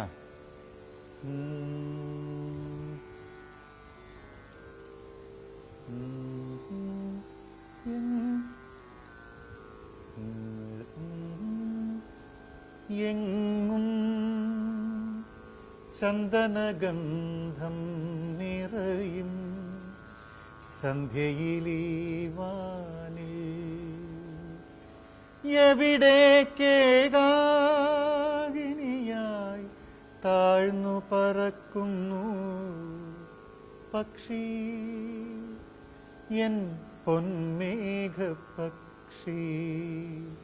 എങ്ങും ചന്ദനഗന്ധം നിറയും സന്ധ്യയിലീ വാനിൽ. ഈ പാട്ട് തെളിവ് എന്ന് പറഞ്ഞൊരു പുതിയ സിനിമയ്ക്ക് വേണ്ടി ഞാൻ തന്നെ സംഗീത സംവിധാനം നിർവഹിച്ച പാട്ടാണ്. പ്രഭാവർമ്മ സാർ എഴുതിയ പാട്ടാണ്. ഇത് ഇത്തിക പ്രൊഡക്ഷൻസിന് വേണ്ടി പ്രേംകുമാർ നിർമ്മിച്ച MA നിഷാദ് സംവിധാനം ചെയ്ത സിനിമയാണ്. അത് എൻ്റെ തന്നെ ഞാൻ തന്നെയാണ് പാടിയിരിക്കുന്നത്. സംഗീത സംവിധാനവും സംഗീത സംവിധാന രംഗത്തേക്കും. അതെ അതെ, അതിനൊരു കഥയുണ്ട്, അതിനൊരു ചരിത്രമുണ്ട്. ഞാൻ പിന്നെ ഞാൻ ഈ പാടി നടക്കുന്ന കാലം മുതൽ തന്നെ എന്തെങ്കിലും കവിതകളോ എന്തെങ്കിലും ഗാനങ്ങളോ ഒക്കെ കിട്ടിക്കഴിഞ്ഞാൽ അതിനെ ട്യൂണാക്കാനുള്ളൊരു ആഗ്രഹം ഞാൻ പ്രകടിപ്പിച്ചിരുന്നു. പക്ഷേ പിന്നെ അത് സംഗീത സംവിധായകനായി മുന്നേക്ക് വരണം എന്ന് ഞാൻ വാസ്തവത്തിൽ അങ്ങനെ ഒരു പ്രതീക്ഷ എനിക്കില്ലായിരുന്നു. എന്നാലും കുറച്ച് ആൽബങ്ങൾ ഒക്കെ ഞാൻ ചെയ്തിട്ടുണ്ട്, മ്യൂസിക് ആൽബങ്ങൾ അതൊക്കെ ചെയ്തിട്ടുണ്ട്. ഒരിക്കൽ ഞാൻ പറഞ്ഞു 94 മുതലാണ് അർജുന മാസ്റ്റർ പിന്നെ സൗവർണിയുടെ നാടക സംഗീത സംവിധാനത്തിന് വേണ്ടി. അന്ന് മുതൽ ഈ 2019 വരെയും അർജുന മാസ്റ്റർ തന്നെയാണ്. ഇടയ്ക്ക് 2011-ലോ 12-ലോ ആണെന്ന് തോന്നുന്നു ഒരിക്കൽ ഇവർ സാർ ഞങ്ങൾക്ക് അടുത്ത നാടകം വരികയാണ്, സാർ ചെയ്യണം എന്ന് പറഞ്ഞ അർജുന മാസ്റ്റർ സമീപിച്ചു. അപ്പോൾ മാസ്റ്റർ പറഞ്ഞു എനിക്ക് സുഖമില്ല, ചെയ്യാൻ വയ്യ എന്ന് പറഞ്ഞു. അത് ഞാൻ ചെയ്യുന്നില്ല, എനിക്ക് സുഖമില്ല, ഞാൻ തിരുവനന്തപുരത്ത് വന്ന് അത് കമ്പോസ് ചെയ്യാൻ എനിക്ക് ബുദ്ധിമുട്ടുണ്ട്, അതുകൊണ്ട് ഞാനത് തൽക്കാലം വരുന്നില്ല, നിങ്ങൾ മറ്റാരെങ്കിലും കൊണ്ട് ചെയ്യിക്കും എന്ന് പറഞ്ഞു. അപ്പോൾ അവർക്കത് വലിയ വിഷമമായി. അങ്ങനെ മാഷ് അങ്ങനെ ഒഴിയുന്നത് എന്താ അത് മനസ്സിലായില്ല. എല്ലാം എനിക്ക് തീരെ സുഖമില്ലാത്തതുകൊണ്ടാണ്. അത് ഒരു കാര്യം ചെയ്യും, നമ്മൾ മക്കളെ വിളിച്ചിട്ട് ചെയ്യിക്കും എന്ന് പറഞ്ഞു. പിന്നെ മക്കളെ തന്നെ വിളിക്കും, എന്നല്ല അദ്ദേഹത്തിനോടൊപ്പം സഹകരിക്കുന്ന എല്ലാവരും മക്കളെ അത്ര ഈ ഒരു പിതൃവാത്സല്യം തന്ന ഒരാളാണ് അർജുന മാഷ്. അങ്ങനെ പറഞ്ഞു, മക്കളെ തിരുവനന്തപുരത്ത് അവനുണ്ട് മക്കളുണ്ടല്ലോ, മക്കളെ കൊണ്ട് ചെയ്യിക്കുക, നന്നായിട്ട് ചെയ്യും. അല്ല അതെങ്ങനെ മാഷുള്ള പിന്നെ ഒരാളെ അങ്ങനെ അപ്പം അവർക്കും അത് ശരിയാവുന്നില്ല. മാഷ് ഒരു കാരണവശാലും സമ്മതിക്കുന്നുമില്ല. അവസാനം അവരെന്നെ വിളിച്ചു. ഞാൻ പറഞ്ഞു ഞാൻ ചെയ്യില്ല, അർജുനൻ പക്ഷെ സുഖമില്ലെന്നാണ് പറയുന്നത് മാഷെ, അതെന്ത് ഗോപനെങ്കിലും ചെയ്യാമോ? അപ്പം ഞാൻ പറഞ്ഞു സാരമില്ല, ഞാൻ ഇവിടുന്ന് സുഖയിലേക്ക് കുഴപ്പമില്ല, ഞാൻ ഇവിടുന്ന് പള്ളുരുത്തി പോവാം, എറണാകുളത്ത് പോവാം, പോയിട്ട് മാഷിനടുത്ത് ഇരുന്നിട്ട് കമ്പോസ് ചെയ്ത് വാങ്ങി ഞാൻ ഇവിടെ നിന്ന് ചെയ്യാം, ഞാൻ വിളിക്കാം മാഷെ എന്ന് പറഞ്ഞു. അങ്ങനെ ഞാൻ വിളിച്ചു. പക്ഷെ ഞാനങ്ങ് വരാം മാഷെ, ഞാനങ്ങ് വരാം, അവിടെ വന്നിരിക്കാം, നമുക്ക് അവിടെ ഇരുന്ന് കമ്പോസ് ചെയ്യാം. അത് വേണ്ട, എനിക്ക് സുഖമില്ലാതെയൊന്നുമില്ല, പിന്നെന്താ മാഷെ അങ്ങനെ എന്തെങ്കിലും വേറെ എന്തെങ്കിലും അസൗകര്യം തോന്നിയുണ്ടോ, എന്തെങ്കിലും ഇഷ്ടക്കുറവില്ല, അങ്ങനെയൊന്നുമില്ല, ഈ വർക്ക് മക്കൾ ചെയ്യണം. അനുഗ്രഹമാണ്. ആദ്യമായി ഞാൻ നാടകം ചെയ്യുന്നത് എങ്ങനെയാണ് അതിപ്പോൾ ഞാൻ ഓർമ്മിക്കില്ല. 2011 നാടകം കുറെ പാട്ടുണ്ട്, അതിനകത്ത് 3-4 പാട്ടുണ്ട്, പെട്ടെന്ന് ഓർമ്മ വരുന്നില്ല, ലിറിക്സ് ഓർമ്മ വരുന്നില്ല. അയ്യോ ഒരിക്കലും ശരിയല്ല, അതെ ഞാൻ എവിടെ പോയാലും അത് മെൻഷൻ ചെയ്യാതിരിക്കില്ല, അതിനുള്ള അവസരം വരുന്നേ ഉള്ളൂ എന്ന് കാത്തിരിക്കുകയാണ്. അതെ ശശികുമാർ സാറ് ഞാൻ പറയട്ടെ, എനിക്ക് ഞങ്ങളെ ഈ തലമുറയിൽ മാത്രമല്ല തിരുവനന്തപുരത്തുള്ള സംഗീത കിട്ടിയ വലിയ മഹാഭാഗ്യമാണ് അദ്ദേഹം. എൻ്റെ അഭിപ്രായത്തിൽ ഞാനൊരു ചെറിയ സംഗീതക്കാരനാണ്, എനിക്ക് അങ്ങനെ വലിയ പാണ്ഡിത്യമൊന്നുമില്ല, കുറേ കാലം പഠിച്ചു, ഇപ്പോഴും പഠിക്കുന്നു എന്നുള്ളതല്ലാതെ എൻ്റെ കാഴ്ചപ്പാടിൽ ഭാരതീയ സംഗീതത്തിൽ ഏറ്റവും മഹാന്മാരായ 5 പേരെ എടുക്കുകയാണെങ്കിൽ അതിലൊരു ഒരാളാണ് ബി ശശികുമാർ. അത്രയും പ്രഗത്ഭനാണ്, അത്രയും പണ്ഡിതനാണ്, അതുപോലെ എന്താണ് പെർഫോമൻസിൽ അത്രയും വൈദഗ്ധ്യമുള്ള ആളാണ് അദ്ദേഹം. നമ്മൾ ഈ തിരുവനന്തപുരത്ത് താമസിക്കുന്നു, നമുക്ക് അദ്ദേഹത്തിൻ്റെ വീട്ടിനടുത്തെങ്കിലും താമസിക്കാനുള്ള കഴിഞ്ഞു തന്നെ മഹാഭാഗ്യമാണ്. പിന്നെ അദ്ദേഹത്തിൻ്റെ അടുത്ത് ഇതുപോലെ ദേവരാ മാഷ് സമീപിച്ചതുപോലെ തന്നെ എപ്പോഴും അദ്ദേഹത്തിൻ്റെ മുന്നിൽ പോകാൻ ഭയമായിരുന്നു. ആകാശവാണിയിലെ ഒരു റെക്കോർഡിങ്ങിന് വേണ്ടി ഞാൻ പോയപ്പോൾ അന്ന് ഇതുപോലെ ബി ശശികുമാർ സാറാണ് ആ പാട്ട് കമ്പോസ് ചെയ്തത്. അപ്പം അങ്ങനെ ആ പാട്ട് കമ്പോസ് ചെയ്ത് പാടുവാനുള്ള അവസരം ഉണ്ടായി. അവിടെ മുതലാണ് എനിക്കൊരു ഓപ്പണിംഗ് കിട്ടിയത്. നമ്മുടെ ശശികുമാർ സാറുമായിട്ട് അങ്ങനെ ഇണങ്ങാനുള്ളൊരു അവസരം കിട്ടിയത്. അതെ, അവിടെ മുതൽ അദ്ദേഹത്തിൻ്റെ കമ്പോസിങ്ങിൽ ഒരുപാട് പാട്ടുകൾ, ഈ സംസ്കൃത കൃതികൾ, ആയുർവേദം അഷ്ടാംഗഹൃദയം, അതെല്ലാം സംസ്കൃതത്തിലാണല്ലോ എഴുതിയിരിക്കുന്നത്. അതെല്ലാം എനിക്ക് അദ്ദേഹത്തിൻ്റെ കമ്പോസിങ്ങിൽ പാടാൻ പറ്റിയിട്ടുണ്ട്. പിന്നെ ശ്രീനാരായണൻ്റെ കൃതികൾ, ശങ്കരാചാര്യരുടെ കൃതികൾ, അങ്ങനെ കുറേ അദ്ദേഹത്തിൻ്റെ കൃതികൾ പാടാൻ, കൂടെ കമ്പോസിങ് ലഭിക്കാനും, ഡിവോഷണൽ ആൽബങ്ങൾ അങ്ങനെയൊക്കെ പാടാൻ പറ്റിയിട്ടുണ്ട്, കുറേ പഠിക്കാൻ പറ്റിയിട്ടുണ്ട് അദ്ദേഹത്തിൻ്റെ. ഇപ്പോൾ ഞാനിന്നൊരു ഏത് സംഗീത സംവിധാനത്തിൻ്റെ മുന്നിൽ പോയാലും, ഏത് സാഹചര്യത്തിൽ സംഗീതത്തിൻ്റെ ഏത് സാഹചര്യത്തിൽപ്പെട്ടാലും അവിടെ നിന്ന് രക്ഷപ്പെടാനുള്ളൊരു മാർഗം എനിക്ക് നമ്മുടെ ശശികുമാർ സാറിൻ്റെ എനിക്ക് കിട്ടിയിട്ടുണ്ട്. അത് അദ്ദേഹത്തെക്കുറിച്ച് പറയുകയാണെങ്കിൽ എനിക്ക് ഒരുപാട് പറയേണ്ടതുണ്ട്. ഈ ഉച്ചാരണ ശുദ്ധി, പദശുദ്ധിയൊക്കെ അതെങ്ങനെയാണ് സാർ? അത് മലയാളം നന്നായിട്ട് പഠിക്കുക എന്നുള്ളത് തന്നെയാണ്, അതിനകത്ത് വേറെ ഒന്നുമില്ല. പുതിയ തലമുറയിലെ ഗായകർക്ക് ഇപ്പൊ മലയാളം നന്നായിട്ട് ഉച്ചരിക്കാത്തതാണ് വേണ്ടത് എന്നുള്ളൊരു കാലത്ത് ഞാൻ എന്താണ് അതിനെക്കുറിച്ച് പറയേണ്ടത്? സഹൃദയൻ എന്ന നിലയിൽ എല്ലാവർക്കും അതെ, തീർച്ചയായിട്ടും മലയാള മാതൃഭാഷ എന്ന് പറയുന്നത് നമ്മൾ സംസാരിക്കുമ്പോൾ നമുക്ക് ഒരുപാട് മിസ്റ്റേക്കുകൾ വരും. നമ്മൾ പറയുമ്പോൾ തന്നെ കൃത്യമായ ഉച്ചാരണം നമുക്ക് വന്നില്ല എന്ന് വരും. നമ്മളിപ്പം പിന്നെ എന്താണ് കുടാവടി എന്നൊക്കെ നമ്മൾ പറയും, പക്ഷേ ഉച്ചാരണം കുട്ട വടി എന്ന് പറയണമെന്നാണ്. അപ്പോൾ അങ്ങനെ നമ്മൾ പറയാറില്ല. പക്ഷേ എന്നാലും ഒരു പാട്ട് പാടുമ്പോഴോ നമ്മളൊരു കാര്യമായ ഒരു കഥ വായിക്കുമ്പോഴോ അല്ലെങ്കിൽ അതൊക്കെ തന്നെ നമ്മൾ ഉച്ചാരണ ശുദ്ധിയോടുകൂടി തന്നെ വായിക്കേണ്ടതുണ്ട്. എന്നാലേ നമുക്ക് ആ മലയാള ഭാഷയോട് നമ്മൾ കാണിക്കുന്ന ഒരു ബഹുമാനമാവും.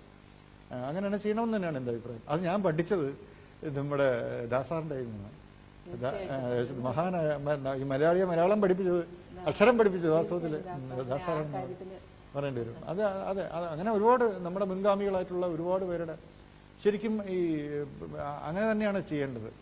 നമ്മൾ പൈതൃകത്തിൽ ഉറച്ചു നിന്നുകൊണ്ടൊരു പുതിയ തലമുറയിലേക്ക് നമ്മൾ കടക്കുക, പുതിയതിലേക്ക്, ഈ നൂതനമായ ഒരു കാലത്തിലേക്ക് നമ്മൾ കടക്കേണ്ടത് പൈതൃകത്തെ തള്ളിക്കൊണ്ടൊരിക്കലും ആവരുത് എന്നുള്ള അഭിപ്രായമുണ്ട്. അതുകൊണ്ട് തന്നെ മലയാളം ഭാഷ നന്നായി തന്നെ കൈകാര്യം ചെയ്യണം. ഇനിയും ഒരുപാട് ആവശ്യങ്ങൾ വരുന്നുണ്ട് നമ്മുടെ പ്രേക്ഷകരുടെ അടുത്തുനിന്ന്. ബെന്നി മുകുന്ദൻ വീണ്ടും അരികിൽ നീ ഉണ്ടായിരുന്നെങ്കിൽ എന്ന ഗാനം സാറിന്റെ. നമസ്കാരം ബെന്നി മുകുന്ദൻ.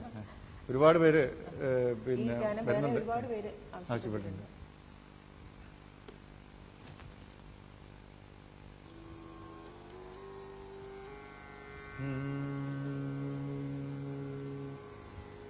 അരികിൽ നീയുണ്ടായിരുന്നെങ്കിൽ,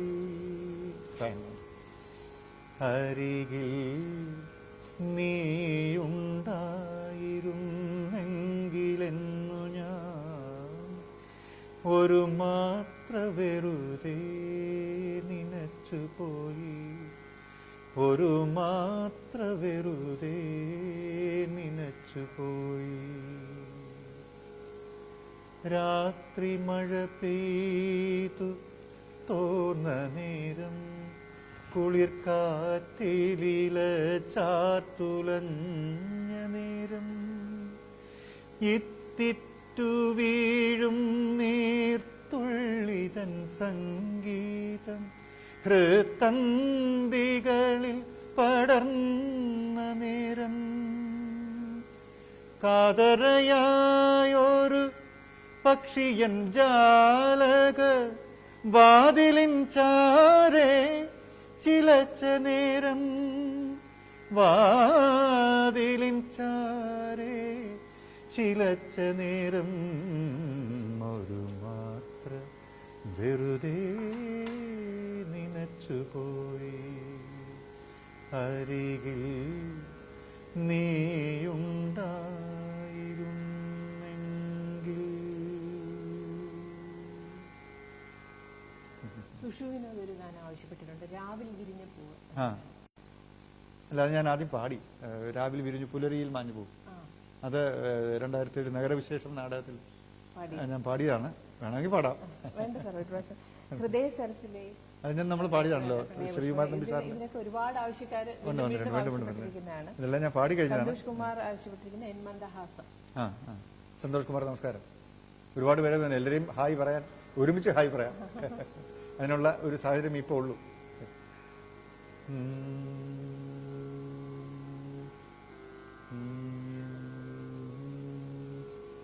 വരി എടുത്തോട്ടെ.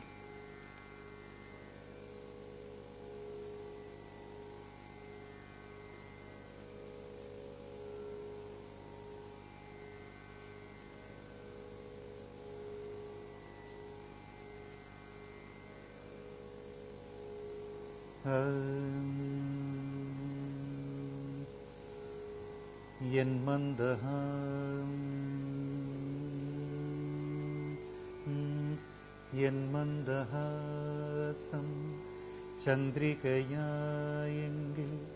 എന്നും പൗർണമി വിടർന്നേനെ. എൻ സ്വപ്നരേണുക്കൾ രത്നങ്ങളായെങ്കിൽ എന്നും നവരത്നമണിഞ്ഞേനെ. എന്ന ശ്രുബിന്ദുക്കൾ പുഷ്പങ്ങളായെങ്കിൽ എന്നും മാധവമുണർന്നേനെ. എൻ മന്ദഹാസം ചന്ദ്രികയായെങ്കിൽ എന്നും പൗർണമി വിടർന്നേനെ. പൊന്നരിവാളമ്പലിയിൽ കണ്ണരിയുന്നു എന്ന ഗാനം ശോഭിൻ റിജാൻ ആവശ്യപ്പെട്ടിരിക്കുന്നത്.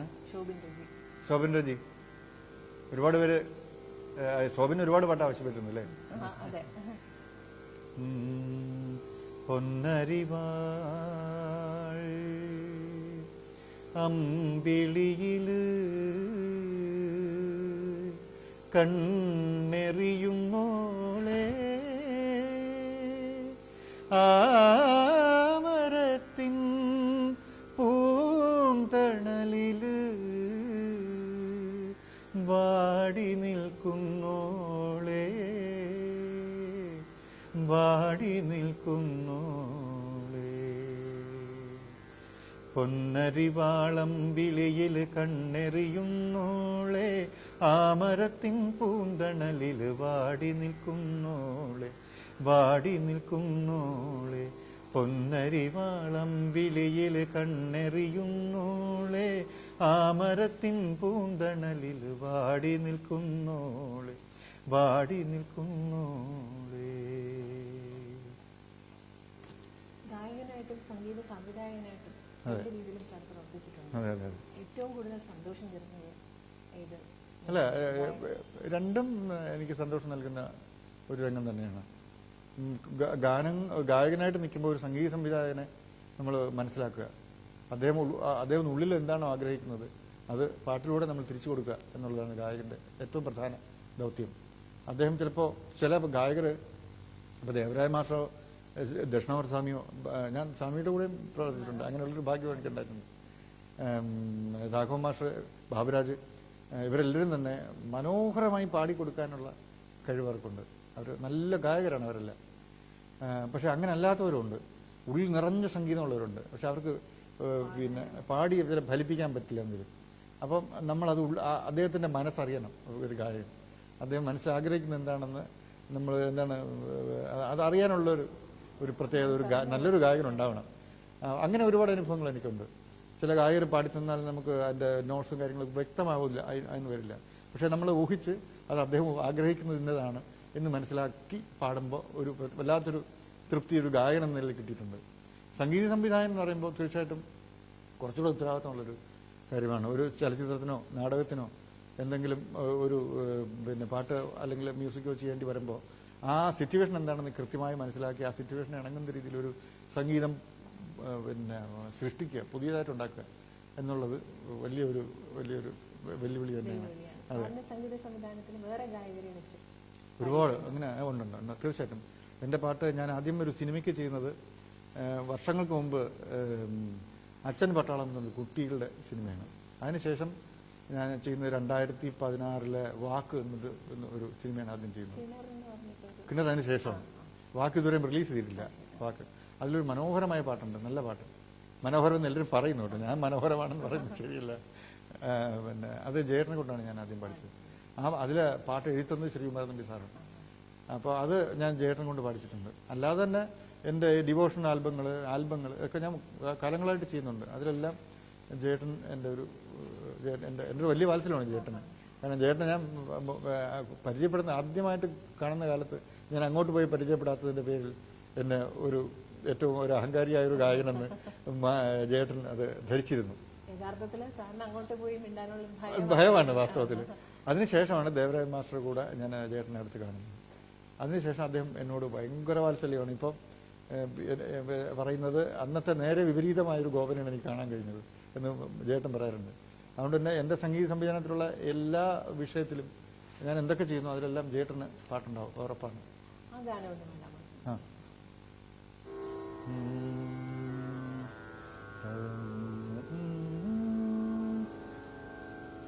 ആകാശത്താമരകൾ ആനന്ദ ചിന്തനകൾ ആരറിവൂ കാലത്തിൻ അജ്ഞാത നാടകങ്ങൾ കാലത്തിൻ അജ്ഞാത നാടകങ്ങൾ ഓ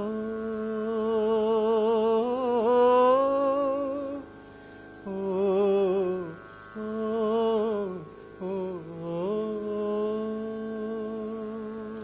ഇതാണ് ആ പാട്ട്. പക്ഷേ ഇതത് റിലീസ് ചെയ്തിട്ടില്ല. യൂട്യൂബിൽ ഉടനെ റിലീസ് ചെയ്യുമെന്ന് വിചാരിക്കുന്നു. അതിനുശേഷമാണ് ഞാൻ കിണർ ചെയ്തത്. കിണറിലെ പാട്ട് ഞാൻ തന്നെയാണ് അത് പാടിയത്. അത്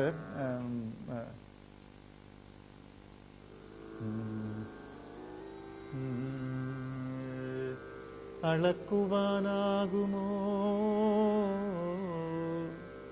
ആഴിതൻ ആഴവും പേമാരിതൻ തുള്ളിയും എന്നൊരു പാട്ടാണ്. അത് എം എൻ നിഷാദിന്റെ ഡയറക്റ്റ് ചെയ്ത സിനിമയാണത്. അത് തമിഴിലും കേണി എന്ന് പറഞ്ഞൊരു ഇതേ പാട്ടിന് തമിഴിലും അതിലുണ്ട്. തമിഴിൽ ആ പാട്ട് പാടിയിരിക്കുന്നത് വിജയ യേശുദാസാണ്. മലയാളത്തിൽ ഞാൻ തന്നെയാണ് പാടിയിരിക്കുന്നത്. പിന്നെ ഈ തെളിവ് നമ്മുടെ സിനിമയിൽ ഒരു പാട്ട് ജയേട്ടനും മൃദുല വാര്യരും ചേർന്ന് പാടിയിട്ടുണ്ട്. ഏതോ പൂവിൽ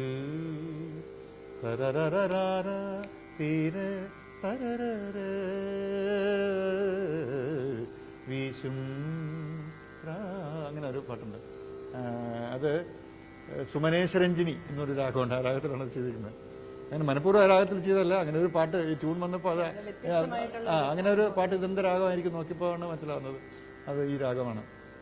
അങ്ങനെ അതിൽ ജേട്ടനും മൃദുലയും കൂടെ ഒരു പാട്ട് പാടി. അത് ജയകുമാർ സാറാണ്, കെ ജയകുമാർ സാറാണ് ആ പാട്ട് എഴുതിയിരിക്കുന്നത്.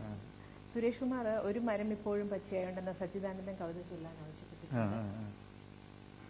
ഒരു ഞരമ്പിപ്പോഴും പച്ചയായുണ്ടെന്ന് ഒരില തന്റെ ചില്ലയോടോതി ഒരില പൊഴിയാതെ ഇപ്പോഴും ബാക്കിയുണ്ട് ഒരു ചില്ല കാറ്റിനോടോതി. അതാണ് എന്റെ കുഴപ്പം. അതാണ് ഞാൻ നേരത്തെ പറഞ്ഞതുപോലെ ജനഗണമന പാടണമെങ്കിൽ പോലും എനിക്ക് പുസ്തകം വേണം. അപ്പോൾ പുസ്തകമില്ലാതെ പല പാട്ടുകളും എനിക്ക് വരില്ല, പെട്ടെന്ന് മറന്നു പോകും. സംഗീത രംഗത്ത് വഴിത്തിരിവായിട്ടുള്ളൊരു സന്ദർഭം അങ്ങനെ ഞാൻ വളരെ ഗ്രാജുവലായിട്ടാണ് ഈ രംഗത്തേക്ക് വന്നിട്ടുള്ളത്. ഒരു എടുത്തിയാട്ടം എനിക്ക് ഇതുവരെ ഉണ്ടായിട്ടില്ല. ഒരു മഹാഭാഗ്യം എന്നെ ഇതുവരെ തേടിയെത്തിയിട്ടില്ല. എന്ന് വെച്ച് അതൊരു ഇതുവരെ ഞാനിവിടെ ഇരിക്കുന്നത് ഒരു ഭാഗ്യം തന്നെയാണ്. അല്ലാതെ പെട്ടെന്നൊരു എടുത്തിയാട്ടം എനിക്ക് അങ്ങനെ പടിപടിയായിട്ടുള്ള ഒരു വളർച്ചയാണ്. എന്ന് വെച്ചാൽ ഞാൻ വളർന്ന് പന്തലിച്ച് നിൽക്കുന്നു എന്നർത്ഥമില്ല. ചേർത്തല ഉദയകുമാർ സാഗരമേ. ഓക്കെ.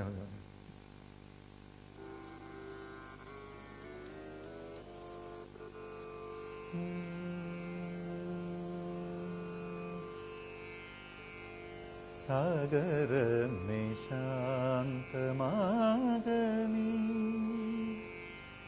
സാന്ധ്യരാഗം മായുന്നിതാ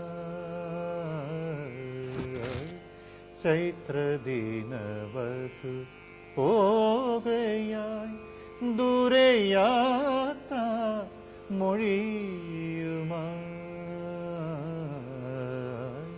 സാഗരമേ ശാന്തമാകനീ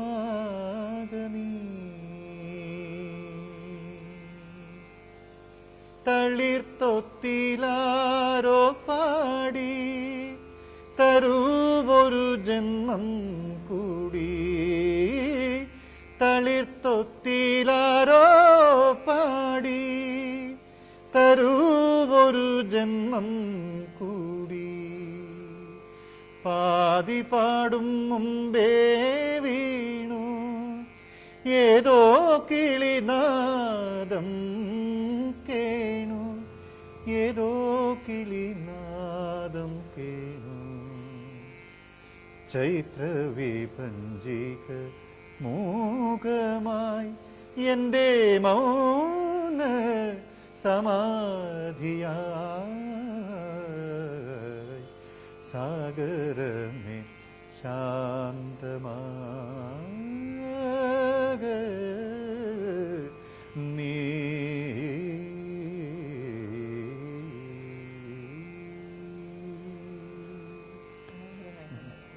സാറിന്റെ കുടുംബത്തെ കുറിച്ച് അറിയാൻ. അതെ, കുടുംബത്തിലെ ഞാനും ഭാര്യയും. ഭാര്യയുടെ പേര് ഷർമിള എന്നാണ്.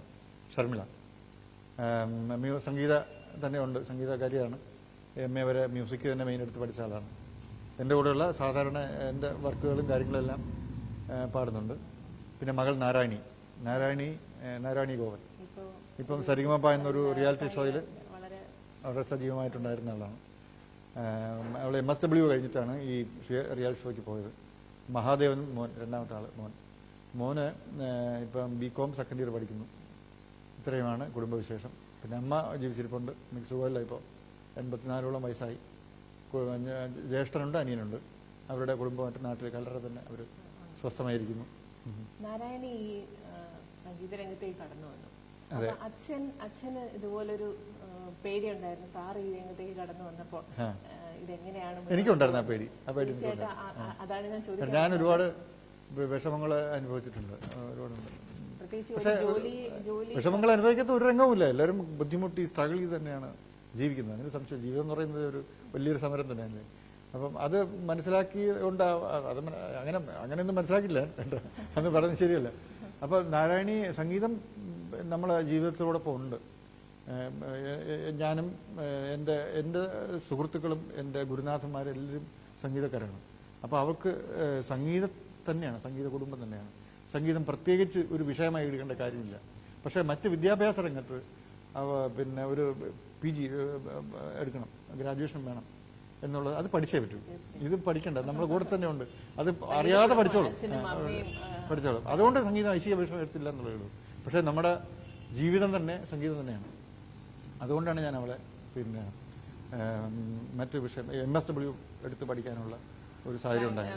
ഒരു ഇന്റർവ്യൂവിൽ അഭിമുഖത്തിൽ കണ്ടായിരുന്നു നാരായണി ബാംഗ്ലൂരിൽ നിന്ന് ആ ജോലി കളഞ്ഞിട്ടാണ് ഇത് വന്നത്. പക്ഷേ ഇവിടെ വന്നിട്ട് ആ ജോലി അങ്ങനെ കണ്ടിന്യൂ ചെയ്യാൻ പറ്റുന്ന ഒരു ജോലി ആയിരുന്നില്ല. അതും കൂടെ കൊണ്ട് തന്നെയാണ് കളഞ്ഞിട്ട് വന്നത്. ഇവിടെ വന്നിട്ടും പിന്നെ അവർക്ക് ഒരു നല്ല ജോലി കിട്ടിയിട്ടില്ല. സാധാരണ ഒരു ജോലിയാണ് കിട്ടിയത്. അത് എന്തോ ആയിക്കോട്ടെ, എന്തായാലും ജോലി ചെയ്യാന്നുള്ളത് കൊണ്ട് അത് അവൾ അറ്റൻഡ് ചെയ്തു. അപ്പോഴാണ് ഇങ്ങനൊരു അവസരം വന്നത്. അപ്പം ഇത് കളഞ്ഞിട്ട് അത് ഇപ്പം എന്തായാലും അതല്ലേ നല്ലത്. അവളൊരു വന്നു പിന്നെ ഈ ഷാൻ റഹ്മാൻ്റെത്, ഗോപി സുന്ദറിൻ്റെ, പിന്നെ അങ്ങനെ ഒരു 5 പടം വരെ പാടി അവളിപ്പം. 5 സിനിമകളും പാടി. ഒരു 3 സിനിമയോളം റിലീസ് ചെയ്തു. ഇനി 2 റിലീസ് ചെയ്യാനുണ്ട്. B ഉണ്ണികൃഷ്ണൻ്റെ ഒരു പുതിയ ഡയറക്ടറുടെ അദ്ദേഹത്തിൻ്റെ ഒരു പുതിയ പടം പാടിയിട്ടുണ്ട്. പാടി കഴിഞ്ഞു. പക്ഷെ അത് ഷൂട്ടിംഗ് നടക്കുന്നുള്ളൂ. ഇപ്പോൾ ഈ ലോക്ക്ഡൗൺ ആയതുകൊണ്ട് അതിങ്ങനെ എല്ലാം ഇരിക്കുകയാണ്. പിന്നെ എനിക്ക് വേറെ ഒരുപാട് കാര്യങ്ങൾ പറയാനുണ്ട്. കലാകാരൻ എന്ന നിലയിൽ പിന്നെ നമ്മുടെ സമൂഹത്തിൽ ഇത്തരം ഒരു സന്ദർഭങ്ങൾ, പ്രകൃതി ദുരന്തമായാലും ഇതുപോലുള്ള മാറാരോഗങ്ങൾ, കോവിഡ് പോലുള്ള ഈ സന്ദർഭത്തിൽ ഏറ്റവും കൂടുതൽ കഷ്ടപ്പെടുന്നത് നമ്മുടെ കലാകാരന്മാരാണ്. സ്റ്റേജ് ആർട്ടിസ്റ്റുകൾ ഇവർ വളരെയധികം ബുദ്ധിമുട്ടുന്നുണ്ട്. മറ്റെല്ലാവർക്കും എന്തെങ്കിലും തൊഴിൽ എല്ലാ ദിവസവും ഉണ്ടാവും. പക്ഷേ ഞങ്ങളെ പോലുള്ള എന്നെ വേണമെങ്കിൽ അല്പം മാറ്റി നിർത്താം, എന്നാലും ഞാൻ ആ കൂട്ടത്തിൽപ്പെട്ടത് തന്നെയാണ്. ഉത്സവകാലത്ത് കിട്ടുന്ന പരിപാടികളിലൂടെ സ്വരൂപിക്കുന്ന പൈസ മാത്രം കൊണ്ടാണ് ഒരു വർഷം ഈ കലാകാരന്മാർ ജീവിതം മുന്നോട്ട് കൊണ്ടുപോകുന്നത്. അങ്ങനെ എത്രയോ കലാകാരന്മാർ ബുദ്ധിമുട്ട് അനുഭവിക്കുന്ന ഒരു സന്ദർഭം ഇപ്പോഴുണ്ട്. പല സംഘടനകളും അവരെ സഹായിക്കുന്നതിന് വേണ്ടി മുന്നോട്ട് വന്നിട്ടുണ്ട്. നമ്മുടെ music fraternity, Trivandrum music fraternity, അതുപോലെ തന്നെ അമേരിക്കയിലുള്ള ഒരുപാട് സംഘടനകൾ, അങ്ങനെ കേരളത്തിൽ വളരെ മറ്റൊരുപാട് സംഘടനകൾ അവരെ സഹായിക്കുന്നതിന് വേണ്ടി അവരെ ഒരു പെൻഷൻ പദ്ധതി പോലെ മാസാമാസം എന്തെങ്കിലും ചെറിയൊരു എമൗണ്ടെങ്കിലും അവരെ സഹായിക്കുന്നതിന് വേണ്ടി മുന്നോട്ട് വന്നിട്ടുണ്ട്. അപ്പം അത് മ്യൂസിക് ഫ്രട്ടേണിറ്റിയുടെ ഒരു മെമ്പർ കൂടിയാണ് ഞാൻ. അപ്പോൾ എൻ്റെ അഭിപ്രായം, കലാകാരൻ എന്ന് പറയുന്നത് ഒരു സമൂഹത്തിൻ്റെ ഏറ്റവും വലിയ സ്വത്താണ്. സംസ്കാര സമ്പൂർണമായൊരു ജീവിതവും സമാധാനവും സന്തോഷവും നിലനിൽക്കണമെങ്കിൽ സംസ്കാരത്തിന് വളരെയധികം പ്രാധാന്യമുണ്ട്. അത് കാത്തു സൂക്ഷിക്കുന്നവരാണ് കലാകാരന്മാർ. അപ്പോൾ അവരെ സംരക്ഷിച്ച് നിർത്തേണ്ടതും സ്നേഹിക്കേണ്ടതും നമ്മുടെ സമൂഹത്തിൻ്റെ ഒരു ചുമതല എന്ന നിലയിൽ കണ്ടുകൊണ്ട് ഈ സംഘടനകളുടെ മ്യൂസിക് ഫ്രട്ടേണിറ്റി പോലുള്ള എത്രയോ സംഘടനകളെ സഹായിക്കുന്നതിൽ അവരാൽ കഴിയുന്ന വളരെ ചെറിയ ഒരു തരത്തിലുള്ള സഹായം ഈ ബുദ്ധിമുട്ടുന്ന സന്ദർഭത്തിൽ ആണെങ്കിൽ കൂടി അത് ഞാൻ എല്ലാവരോടും അഭ്യർത്ഥിക്കുകയാണ്. അങ്ങനെ ചെയ്യുമെന്ന് ഞാൻ വിശ്വസിക്കുന്നു. എല്ലാവരോടും അങ്ങനെ ഒരു അപേക്ഷ ഞാനിവിടെ സമർപ്പിക്കുകയാണ്. തീർച്ചയായിട്ടും അത് വളരെ നല്ലൊരു അഭിപ്രായമാണ് സാറിന്റെ ഭാഗത്ത് നിന്ന്. സർക്കാരാണെങ്കിലും ഇതിന് സർക്കാർ തീർച്ചയായിട്ടും അതിനുള്ള കലാകാരൻ എല്ലാവർക്കും ഉതകുന്ന തരത്തിൽ എല്ലാവർക്കും ഉണ്ട് ഈ ബുദ്ധിമുട്ടുകൾ മനസ്സിലാക്കി പെൻഷനായിട്ടും ധനസഹായമായിട്ടും ഭക്ഷ്യധാന്യങ്ങളായിട്ടും ഒരുപാട് സഹായം. അതൊരിക്കലും നമുക്ക് അത് മറക്കാൻ പറ്റില്ല. അത് ഭയങ്കര അഭിനന്ദനാർഹമായ കാര്യം തന്നെയാണ്. സർക്കാരിനോടൊപ്പം നിന്നുകൊണ്ട് തന്നെ നമുക്ക് ഇത് സഹകരിച്ചുകൊണ്ട് തന്നെ പോകേണ്ടുന്ന ഒരു സന്ദർഭം തന്നെയാണിത്. അതുപോലെ തന്നെ പറയണം. ഈ അതിജീവന കാലത്ത് സാറ് കുടുംബം ഒരു ഗാനം ഉണ്ടായിരുന്നു. അതെ അതെ അതെ അതെ ഞാൻ പ്രഭാകർമ്മ സാർ എഴുതി എനിക്ക് വാട്സാപ്പിൽ അയച്ചു തന്നു. ഇത് ഗോപൻ ഇത് ചെയ്യൂ ഈ സന്ദർഭത്തിൽ. പ്രഭാകർമ്മ സാറിന് ഞങ്ങളും എന്നോടും എൻ്റെ കുടുംബത്തോടും വലിയ ഇഷ്ടമാണ്. ഞങ്ങൾ വല്ല അങ്ങനെ ഒരു അടുത്ത കാലത്താണ് അത് ആരംഭിച്ചത്. അത് പിന്നെ കിണറെന്ന സിനിമയുടെ പ്രവർത്തനത്തോടു കൂടി ഒരുമിച്ച് അങ്ങനെ സഹകരിക്കാൻ പറ്റിയ അന്ന് പോലാണ് ബന്ധമാണ്. അപ്പം സാറങ്ങനെ എഴുതി തന്നു. അതിരേതുമില്ലാതെ പാരിലെങ്ങും പടരും മഹാമാരിയോടു ചൊല്ലാം അടിപണിഞ്ഞിടില്ല മർത്യലോകം കെടുരോഗമേ നീ തിരിച്ചു പോകൂ തിരിച്ചു പോകൂ തിരിച്ചു പോകൂ അതിജീവനത്തിന്റെ ശക്തി ഞങ്ങൾ ശക്തി ഞങ്ങൾ ശക്തി ഞങ്ങൾ ഇതാണ് ആ പാട്ട് തുടങ്ങുന്നത്. ഞാൻ എൻ്റെ യൂട്യൂബിൽ പോസ്റ്റ് ചെയ്തിട്ടുണ്ട്. ഒരുപാട് അഭിപ്രായങ്ങളുണ്ട്, ഒരുപാട് പേര് കാണുന്നുണ്ട്, ഒരുപാട് നല്ല അഭിപ്രായങ്ങൾ വരുന്നുണ്ട്. വളരെയധികം നന്ദിയുണ്ട്. അന്യഭാഷകളിൽ ഞാൻ ചലച്ചിത്രങ്ങളിൽ പാടിയിട്ടില്ല. നമ്മൾ മലയാള നാടകങ്ങളിൽ ഞാൻ പാടിയിട്ടുള്ളൂ. അങ്ങനെ വന്നപ്പോൾ പിന്നെ ഈ മലയാളം തന്നെയല്ലേ, നാടകങ്ങളെല്ലാം മലയാളമാണ്. അന്യഭാഷയിൽ ഞാൻ ആൽബങ്ങൾ പാടിയിട്ടുണ്ട്. ശശികുമാർ സാറിൻ്റെ ബി ശശികുമാർ സാറിൻ്റെ സംഗീതമാണ് അത്.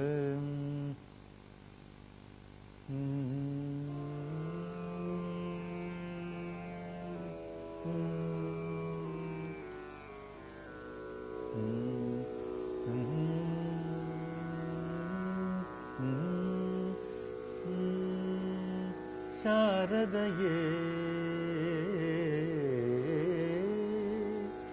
ശാരദയേ അன்னை ശാരദയേ ശാന്തി അളിപ്പവളേ ശാരദയേ അன்னை ശാരദയേ ശാന്തി அளிப்பவளே உன்னை நான் தினம் தான் தொழுவேன் அருள்வாய் அருள்வாய் அருள்வாய் சாரதையே.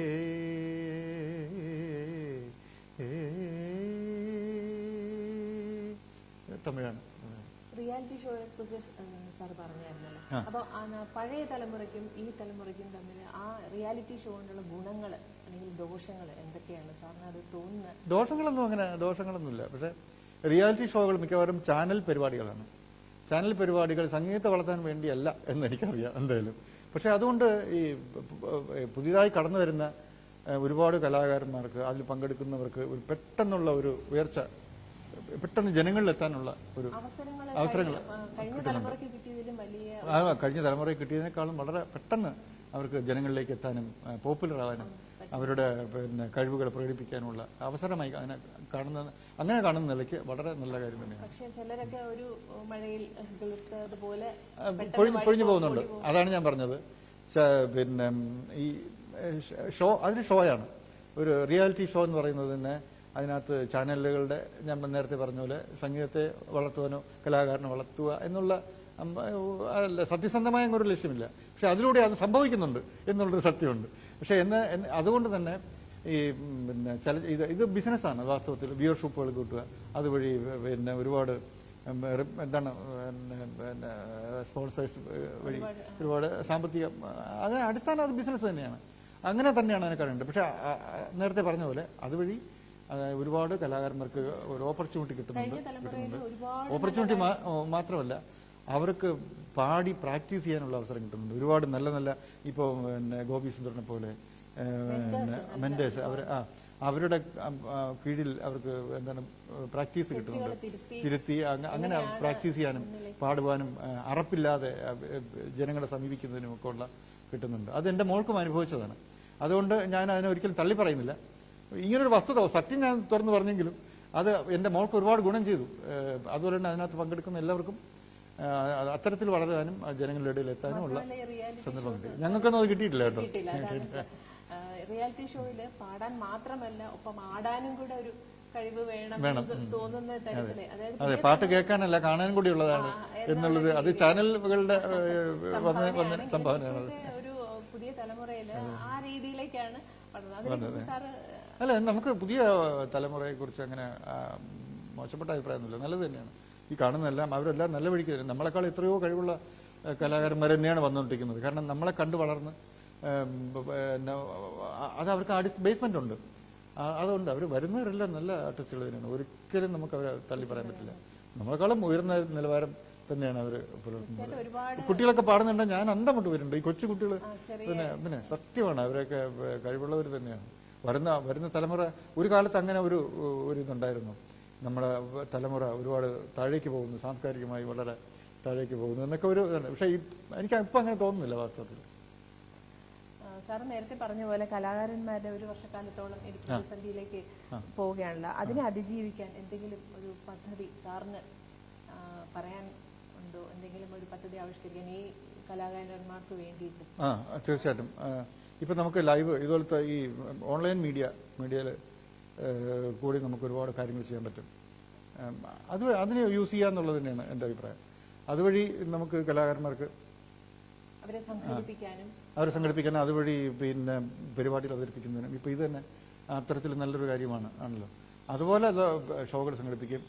അതുവഴി പിന്നെ സ്പോൺസർഷിപ്പുകൾ വഴി പരസ്യങ്ങൾ അങ്ങനെയൊക്കെ നമുക്ക് ഇത് ഓൺലൈൻ വഴിയൊക്കെ ലഭിക്കുമെങ്കിൽ അത് ഉപയോഗിച്ചുകൊണ്ട് കലാകാരന്മാർക്ക് ചെറിയൊരു പ്രതിഫലം അവർക്ക് അർഹിക്കുന്നത് കൊടുക്കാൻ പറ്റില്ലെങ്കിലും ഈ കാലത്ത് അതിജീവിക്കുന്നതിനുള്ള ഒരു സംഖ്യയെങ്കിലും അവർക്ക് കൊടുക്കാൻ പറ്റുന്ന രീതിയിൽ പോവുകയാണെങ്കിൽ സംഭാവന ചെയ്യാൻ പറ്റും. ഇപ്പൊ തന്നെ ഈ പ്രോഗ്രാം നമുക്ക് വേണമെങ്കിൽ ഇപ്പൊ നമുക്ക് സാഹചര്യം മോശമാണ്, പക്ഷേ അത് നമുക്ക് കുറച്ചുകൂടി നമുക്കിവിടെ ഓർക്കസ്ട്രയും ഒക്കെ വെച്ചിട്ട് ചെറിയ രീതിയിൽ ഒരു 5 പീസ് ഓർക്കസ്ട്രയൊക്കെ വെച്ചിട്ട് നമുക്ക് നല്ല രീതിയിൽ ഒരു അവതാരകനൊക്കെ വെച്ച് അങ്ങനെയൊക്കെ നമുക്ക് കൂടുതൽ ആൾക്കാരൊക്കെ ആകർഷിക്കുന്ന തരത്തിൽ ഷോകൾ ഈ പരിപാടിക്ക് മാറ്റിക്കൊണ്ടുപോകാം നമുക്ക് ലഭിക്കും.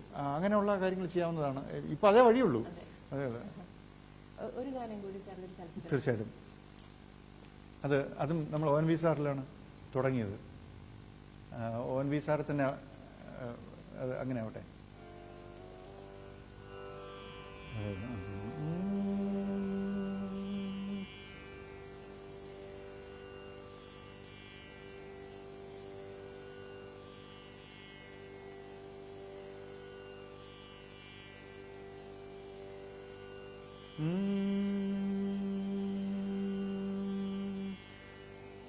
എന്നാലും ONV കുറുപ്പ് സാറിൻ്റെ ജന്മദിനമായിന്ന് ONV കുറുപ്പ് സാറിൻ്റെ ഒരു കവിതയോടെ തുടങ്ങാനും അത് ഈ ഒരു ഗാനത്തോടുകൂടി ONV സാറിൻ്റെ തന്നെ ഒരു പാട്ടോടുകൂടി തൽക്കാലം അവസാനിപ്പിക്കണമെന്നും ആഗ്രഹിക്കുകയാണ്.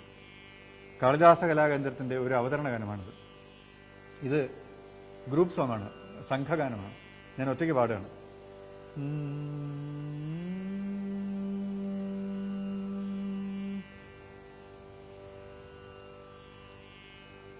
കാലം